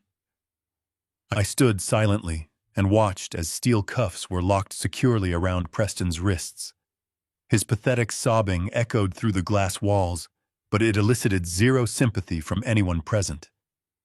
Richard Maxwell offered a respectful nod as the agents escorted my ruined son-in-law toward the freight elevator. Bradley confirmed that Preston's electronic devices and portfolio had been seized as federal evidence. The Shadow Syndicate, holding his massive commercial debt, would no longer be his primary concern. He was headed to a maximum security facility where his political connections would mean absolutely nothing. I thanked Richard, and Bradley turned on my heel and walked out of the towering skyscraper. The afternoon sun dipped lower in the Chicago sky as I drove my vehicle out of the parking garage. The adrenaline that fueled me through the corporate ambush began to recede, replaced by a cold resolve. The financial threat against Thorne Construction had been completely neutralized. But the most painful, deeply personal battle still awaited me back at my private estate. I navigated the city streets with mechanical precision, my mind locked entirely on the woman who had chemically poisoned me. I pulled through the wrought iron gates of my property and parked my vehicle near the front steps. The grand house looked deceivingly peaceful from the outside, a beautiful fortress of stone and glass that completely masked the profound betrayal rotting within its walls. I unlocked the heavy front door and stepped into the quiet foyer. I did not need to search the massive house to find her. I could hear the frantic, heavy sounds of drawers slamming and hangers scraping loudly against metal rods, coming directly from the master suite upstairs. I walked deliberately up the grand staircase, my footsteps muffled by the thick carpet. I stood in the open doorway of the bedroom and observed the frantic chaos. Morgan had pulled 3 large, expensive designer suitcases onto the mattress. She was hastily grabbing handfuls of silk dresses, expensive jewelry, and premium leather shoes, throwing them carelessly into the luggage. Her phone rested on the nightstand, its screen glowing with a panicked warning text. Preston must have managed to send before the federal agents seized his communications. She spun around to grab another stack of clothing from the closet and suddenly froze when she saw me standing perfectly still in the doorway. For a fraction of a second, raw terror flashed in her eyes. But she had spent her entire life mastering the art of emotional manipulation. She immediately dropped the designer clothes onto the floor and collapsed dramatically onto her knees. She covered her face with her hands and began to wail hysterically, forcing loud, desperate sobs to tear from her throat. She crawled across the expensive carpet toward my legs, reaching out to grasp the fabric of my tailored trousers. She looked up at me with wide, tear-filled eyes, playing the role of the ultimate terrified victim. She shrieked that Preston was a monster. She cried out that he had completely lost his mind, that he was drowning in dangerous shadow debt, and that he had viciously threatened her life if she did not comply with his horrific plans. She begged me to believe that she never actually wanted to slip the antipsychotic medication into my herbal tea. She swore on her mother's grave that Preston had forced her to do it, that holding her hostage in her own home. She pleaded with me to protect her, to hide her from the federal authorities, and to use my immense wealth to save her from the nightmare her husband had created. I looked down at the woman weeping at my feet. A day ago, her performance might have broken my heart. A days ago, the protective father in me would have lifted her off the floor, wiped away her tears, and promised to shield her from the entire world. But that father had died outside the Waldorf Astoria. I slowly reached into the inside breast pocket of my charcoal gray suit jacket. I pulled out a single folded piece of thick paper. I methodically unfolded it and held it down so that the crisp, black ink was perfectly visible to her. It was a certified offshore banking dossier that Garrett Nash had intercepted just 2 hours ago. I spoke with a quiet, lethal calm that completely cut through her frantic sobbing. I read the details of the financial document aloud. It outlined a massive, highly secure wire transfer of $500,000 routed directly from Preston's fraudulent commercial loan into a private, heavily encrypted account located in the Cayman Islands. I looked directly into her eyes and noted that the offshore account did not bear Preston's name. It was registered solely and exclusively under her maiden name. She had methodically siphoned a massive cut of the stolen money for herself, actively preparing to abandon her doomed husband and leave me permanently locked away in a psychiatric facility. The loud, dramatic wailing stopped with mechanical immediacy. The fake tears vanished from her eyes as if someone had flipped a switch inside her brain. Morgan slowly lowered her hands from her face and stared blankly at the offshore bank statement. She let go of my trousers and pushed herself backward, sitting heavily on the carpeted floor. The facade of the terrified, victimized daughter instantly evaporated, melting away to reveal the cold, calculating, and utterly remorseless monster she had truly become. She did not offer another pathetic excuse. She did not attempt to formulate a new lie to explain away the massive theft. She just stared at me, her chest heaving with silent, frustrated rage, because she finally realized that her absolute best manipulation tactics were completely useless against the undeniable documented truth. I folded the bank statement and placed it back into my jacket pocket. I looked around the room at the scattered designer clothes and the half-packed luxury suitcases. I did not yell at her. I did not raise my voice in anger or demand to know how she could betray her own flesh and blood. Shouting would imply that I still cared enough to be wounded by her actions. Instead, I delivered my judgment with the chilling, detached efficiency of a business transaction. I reminded her of the exact words she had spoken to me in the dimly lit service hallway of the hotel. I told her that she had looked me dead in the eye and said, "Dad, you are not invited, go away." I let those cruel words hang heavily in the tense air between us. I looked down at her and delivered my final permanent ruling. I stated clearly and firmly, "Well, Morgan, this is my house, you are not invited, go away." Her mouth dropped open in profound shock, but she was abruptly interrupted by blinding red and blue lights reflecting against the large bedroom windows. A tactical team of local police and federal agents rapidly swarmed the front perimeter of the property. 3 armed officers burst into the master bedroom, violently grabbing her arms and locking heavy steel handcuffs securely around her wrists. A stern agent read her Miranda rights, explicitly stating she was being arrested as an accessory to attempted murder by chemical poisoning and severe financial fraud. She screamed my name hysterically, but I simply turned my back and locked the heavy mahogany door. The heavy wooden doors of the federal courthouse clicked shut behind me, sealing out the chaotic noise of the Chicago morning traffic. It was exactly 9 o'clock on Monday. This was the precise date and time Morgan had originally scheduled to legally strip away my humanity. She had planned to sit in this very courtroom wearing a designer dress and dabbing away fake tears, while a judge permanently declared me a mindless invalid. Instead, the reality of the room was a stark, poetic reversal of her sinister design. I walked down the center aisle wearing a pristine, tailored navy blue suit, my posture perfectly straight, my mind sharper than it had been in decades. I took my seat at the plaintiff's table beside Bradley Lawson. Across the room, sitting at the defense table, were my daughter and my son-in-law. They were not wearing high-end fashion. They were stripped of their elite armor, dressed in bright, humiliating Orange County jumpsuits. Their wrists and ankles were bound by heavy steel chains that rattled loudly. Morgan looked completely hollowed out. Her face was pale, her hair was a tangled mess, and she kept her eyes glued to the scuffed floorboards.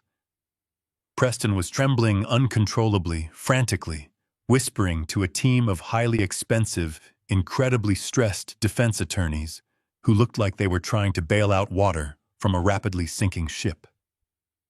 The atmosphere in the courtroom was thick with a suffocating, undeniable tension. I sat back in my wooden chair and allowed myself a brief moment to absorb the profound shift in power. The predators who had planned to feast on my corporate carcass were now completely trapped in a cage of their own making. The presiding judge, an imposing man with silver hair and a notoriously strict reputation, struck his wooden gavel against the sounding block. He called the hearing to order, his stern gaze sweeping across the defense table before settling on me. He announced that this emergency session was originally docketed as a probate hearing for permanent medical guardianship. He noted the severe, unprecedented escalation of the case over the weekend, transitioning the matter from a civil family dispute into a massive federal criminal proceeding. He asked me to take the stand to provide my sworn testimony regarding the events that had transpired within my private estate. I stood up, buttoned my tailored suit jacket, and walked purposefully toward the witness box. I placed my right hand on the leather-bound book, swore to tell the absolute truth, and sat down. I looked directly at Morgan. She finally raised her head, meeting my gaze for a fraction of a second before shame and terror forced her to look away. I did not feel a single ounce of pity. I spoke clearly, projecting my voice so that every word resonated against the high vaulted ceiling of the courtroom. I recounted the entire timeline with surgical precision. I detailed the fake tax optimization documents, the insidious manipulation of my daily routine, and the sudden unapproved commercial loan taken against my construction empire. I made sure to emphasize the absolute betrayal of trust, painting a vivid picture of their relentless greed. The defense attorneys immediately attempted to object, scrambling to their feet, to claim that my testimony was based on circumstantial misunderstandings. They tried to argue that Morgan and Preston were simply overwhelmed children attempting to care for an ailing parent. I did not let their pathetic defense gain a single inch of traction. I nodded to Bradley, who stood up and approached the judge's bench, holding a sealed, certified evidence folder. I announced that I possessed undeniable, scientific proof of their calculated malice. Bradley handed the judge an official toxicology and chemical analysis report. I explained to the silent courtroom that during the federal raid on my estate, agents had successfully seized a small, unmarked glass vial hidden in the back of the master kitchen refrigerator. The certified laboratory results confirmed that the vial contained a highly concentrated lethal dosage of liquid haloperidol. I explained exactly what the drug was, detailing how it was a powerful antipsychotic medication meant for severe schizophrenia. I told the judge that my daughter had been secretly slipping microdoses of this dangerous chemical into my nightly herbal tea for weeks, actively destroying my motor functions and inducing profound cognitive confusion. I stated that her ultimate plan was to administer a massive double dose on the morning of my evaluation to guarantee my failure. A horrified, stunned murmur rippled through the quiet courtroom gallery. Even the scrambling defense attorneys physically recoiled, staring at their own clients with visible disgust and absolute disbelief. Morgan began to sob loudly, shaking her head in a desperate, futile attempt to deny the irrefutable physical evidence sitting right in front of the judge. But I was not finished. The chemical report was merely the foundation of their destruction. I directed this court's attention to the large digital monitor that Bradley had set up near the jury box. I informed the judge that my private estate was equipped with a highly classified closed-circuit surveillance grid. Bradley pressed a button on his remote, and the high-definition video feed flared to life on the screen. The entire courtroom watched in absolute, stunned silence as the footage from my kitchen played out. They saw Morgan holding the exact glass vial of haloperidol. They heard her voice crisp and venomous, telling Preston that she would double the dose to ensure I would not even know my own name. They watched Preston grab her arm frantically, demanding that they steal my physical thumbprint while I was passed out from the drugs. The sheer calculated evil displayed on the screen was undeniable. There was no room for misinterpretation. There was no clever legal loophole that could erase the sight and sound of a daughter actively plotting to chemically lobotomize her own father for a financial payout. The judge stared at the screen, his face turning a deep, furious shade of red. He took off his reading glasses and looked down at the defense table with a gaze that could melt solid steel. Preston buried his pale face in his heavy chained hands, openly weeping in sheer terror. Before the judge could deliver his furious reprimand, the heavy wooden doors at the back of the courtroom swung open with a loud, authoritative crash. 2 armed federal marshals marched down the center aisle. Dragged roughly between them was Dr. Aris. His sleek, custom-tailored navy suit was completely rumpled, and his wrists were tightly bound in heavy steel handcuffs. The corrupt physician who had willingly signed away my freedom for a thick envelope of cash looked absolutely terrified. I was forced into a chair near the defense table. The judge struck his gavel with such violent force that the sound echoed like a gunshot. He did not ask for further arguments. He immediately struck down the fraudulent medical power of attorney, permanently nullifying their control over my life. He issued a sweeping, immediate order to freeze every single financial asset, offshore account, and property attached to Morgan and Preston. He declared them an extreme flight risk and a profound danger to society. He stated that their calculated cruelty demonstrated a shocking lack of basic human morality. Looking directly at the weeping, utterly broken couple in their bright orange jumpsuits, the judge slammed his heavy wooden gavel down one final time, completely and permanently denying them bail. The echoing crack of the judge's wooden gavel signaled the end of Preston and Morgan's reign of terror, as federal marshals escorted my weeping daughter and her ruined husband. Out of the courtroom, I felt profound closure.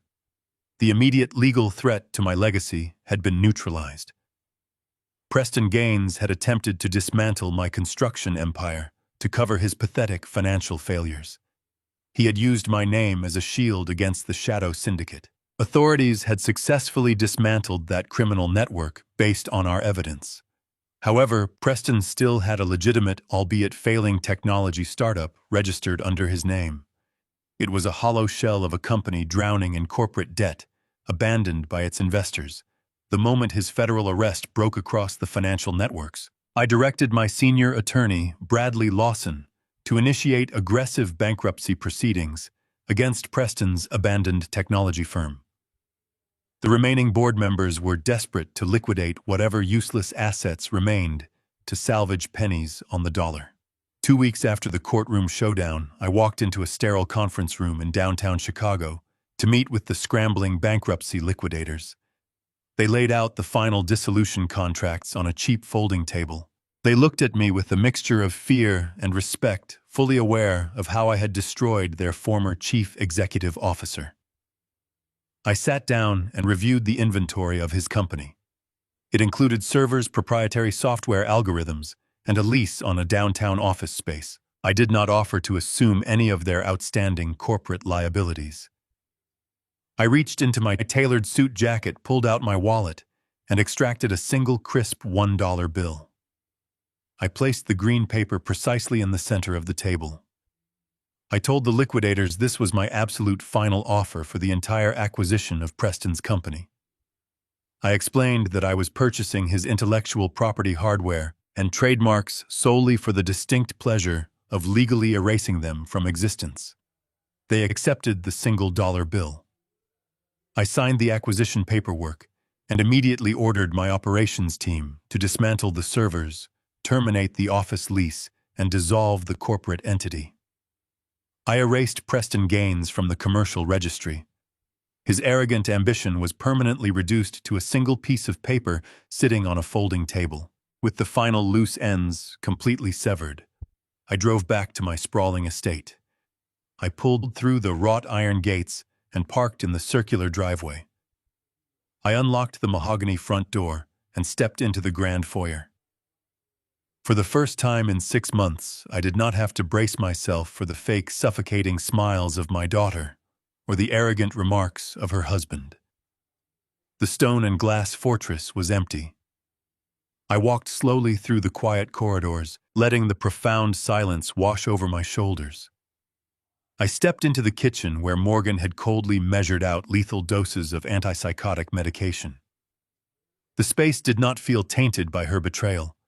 It felt remarkably purified. I walked down the hall and stood in the doorway of the guest bedroom, the cell they had prepared for my cognitive decline. I looked at the neatly made bed where I had lain perfectly still, listening to them plot my physical and financial destruction. I did not feel a single ounce of loneliness standing in the empty mansion. I felt an overwhelming sense of profound cleansing. The toxic burden I had been carrying since Carolyn passed away had finally been lifted. For years, I had desperately clung to the biological obligation of family, blindly convinced my bloodline inherently deserved my unconditional protection and endless financial resources. I had ignored the glaring red flags of Morgan's entitlement because I was afraid of growing old alone in this house. As I stood in the quiet sunlight filtering through the bedroom window, a hard, necessary realization settled permanently into my soul. I finally understood that sharing biological DNA does not automatically create a family. True family is built on a foundation of unwavering loyalty, mutual respect, and genuine compassion. Morgan and Preston possessed none of those qualities. They viewed my love as a pathetic weakness to be ruthlessly exploited for personal gain. They were not my family. They were a highly malignant tumor that had attached itself to my life's work. By severing them from my estate and sending them to federal prison, I had not destroyed my family. I had simply taken a surgical scalpel and cut out a deadly cancer before it could kill me. The peace of that realization was worth more than any amount of money. I walked out of the guest bedroom and headed toward my home office. I sat down in my leather desk chair and looked out the window at the manicured back gardens. The dark storm clouds that had plagued the city for weeks had finally cleared, leaving behind a brilliant cloudless blue sky. Just as I leaned back to enjoy the warm sunlight hitting my face, the sleek black telephone sitting on my mahogany desk began to ring. I checked the digital caller identification display. It was a direct line from the executive management offices of the Waldorf Astoria Hotel. I picked up the receiver and answered with a calm, even tone. It was Valerie Sutton, the executive banquet manager, whom I had terrified on the night of the aborted wedding reception. She began to stammer a frantic apology, bracing herself for a massive lawsuit.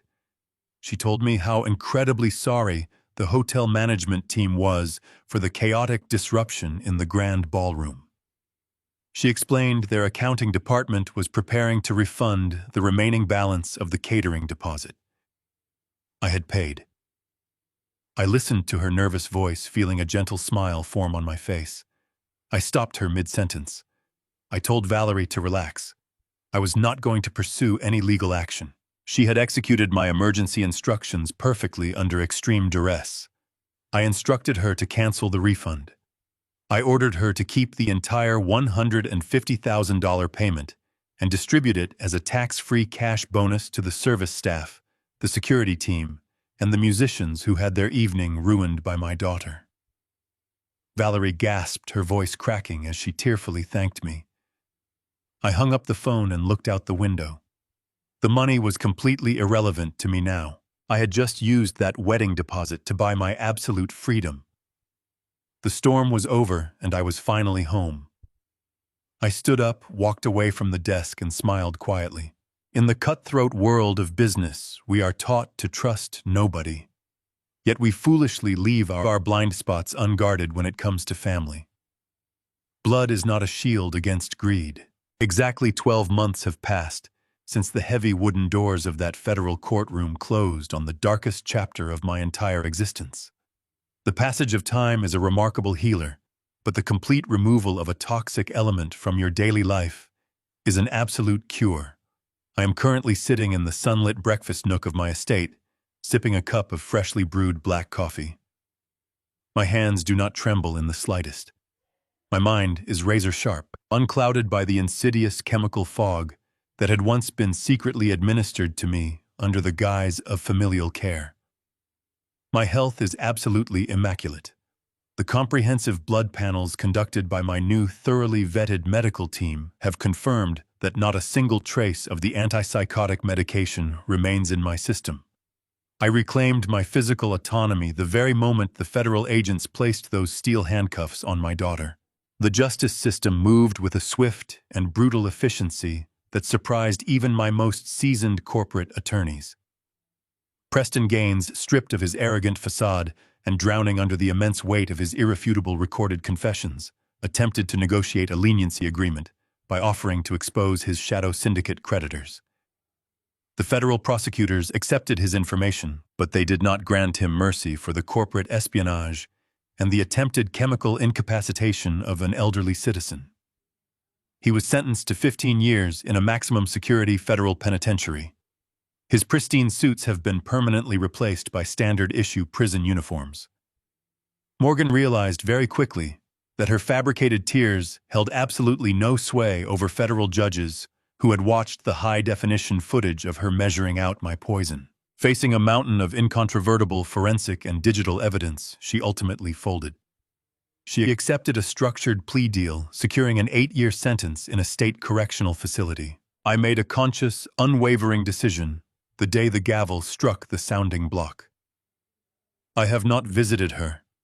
I have not sent a letter, nor have I accepted any of the collect calls she has attempted to place from the prison telephone system. The communications are automatically intercepted and blocked by my security protocol. Some of my old business associates quietly asked if I felt a lingering sense of paternal guilt for leaving my only biological child to languish behind bars.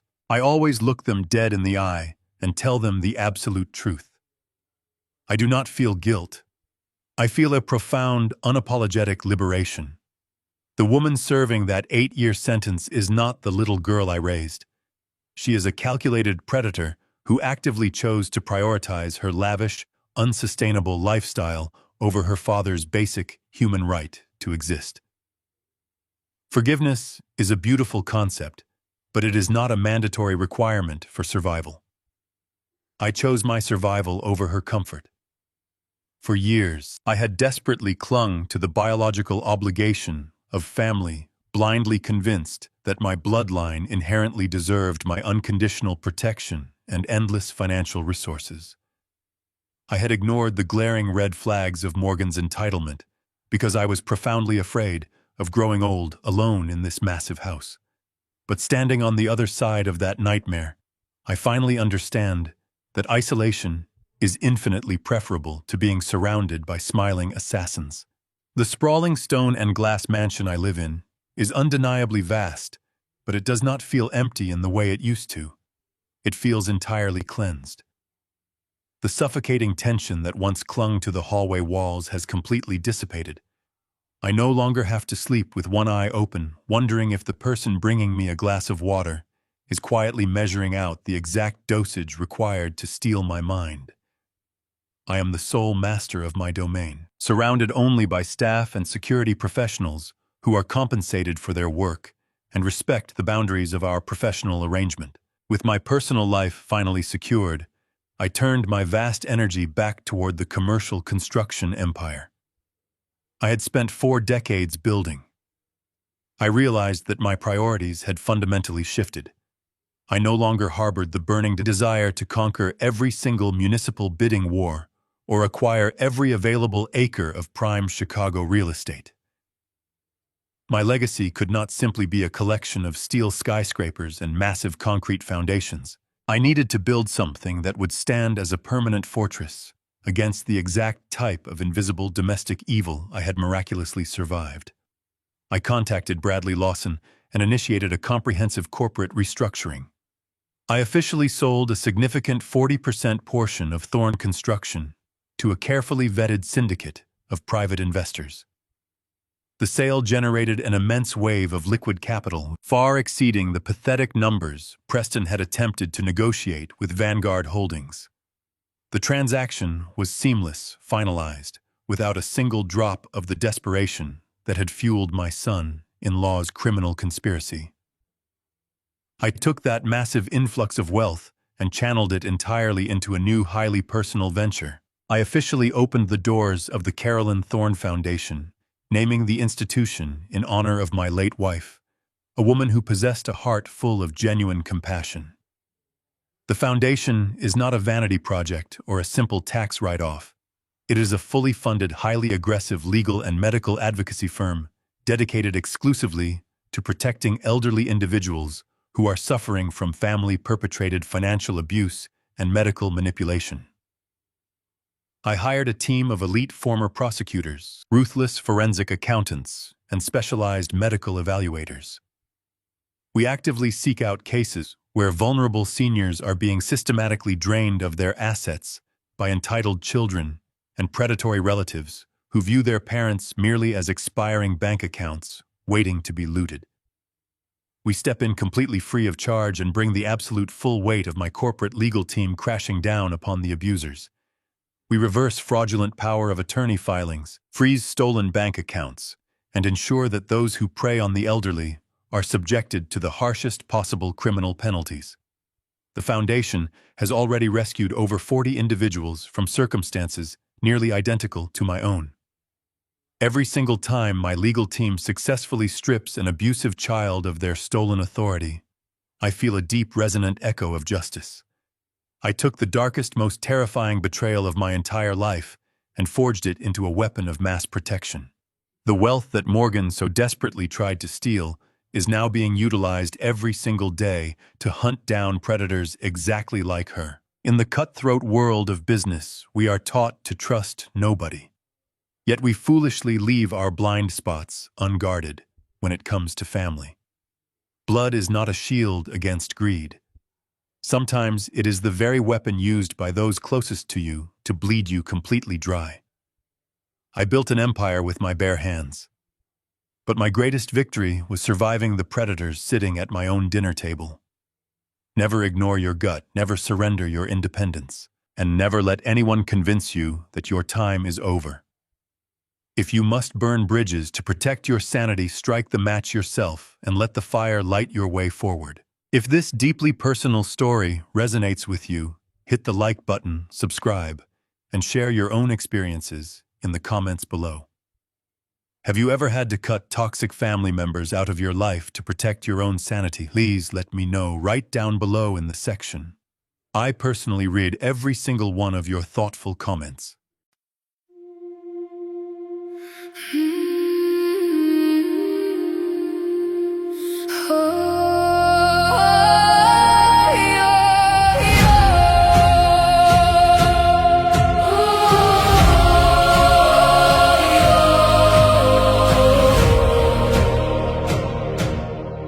I used to ride upon your shoulders, thinking you could touch the sky. Every road felt less uncertain when I saw the world through your eyes. You were stronger than the mountains, taller than the northern pines. And when the winter winds were coming, you would stand between them and I. Time kept moving like the river, years slipped slowly out to sea. But no matter where life took me, you were always part of me. I am my father's daughter, in every step I take, in every time I choose to stand. When it's easier to break, I carry your courage in my heart, your fire inside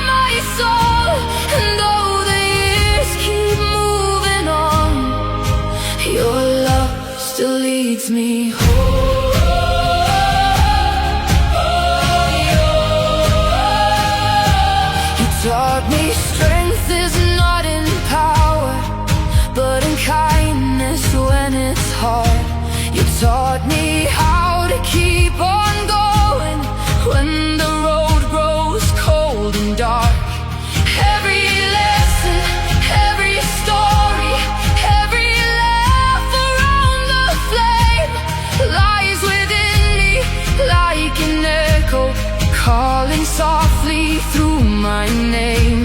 And when I face my greatest battles, when I feel I can't go on, I can hear your voice beside me saying, child, you're stronger than you know.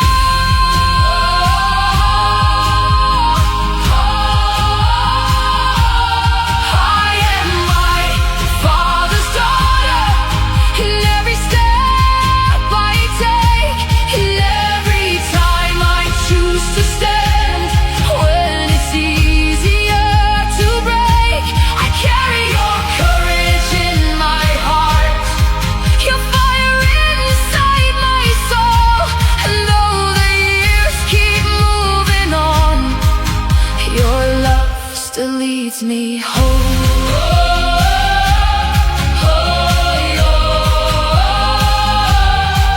One day the snow will cover footprints, one day the fire will burn low, but the things a father gives his daughter are the things that never go. Not the gold or not the stories, not the battles that he won, but the quiet way he loved her and the woman she becomes. I am my Father's daughter, and I always will remain. Through every triumph, every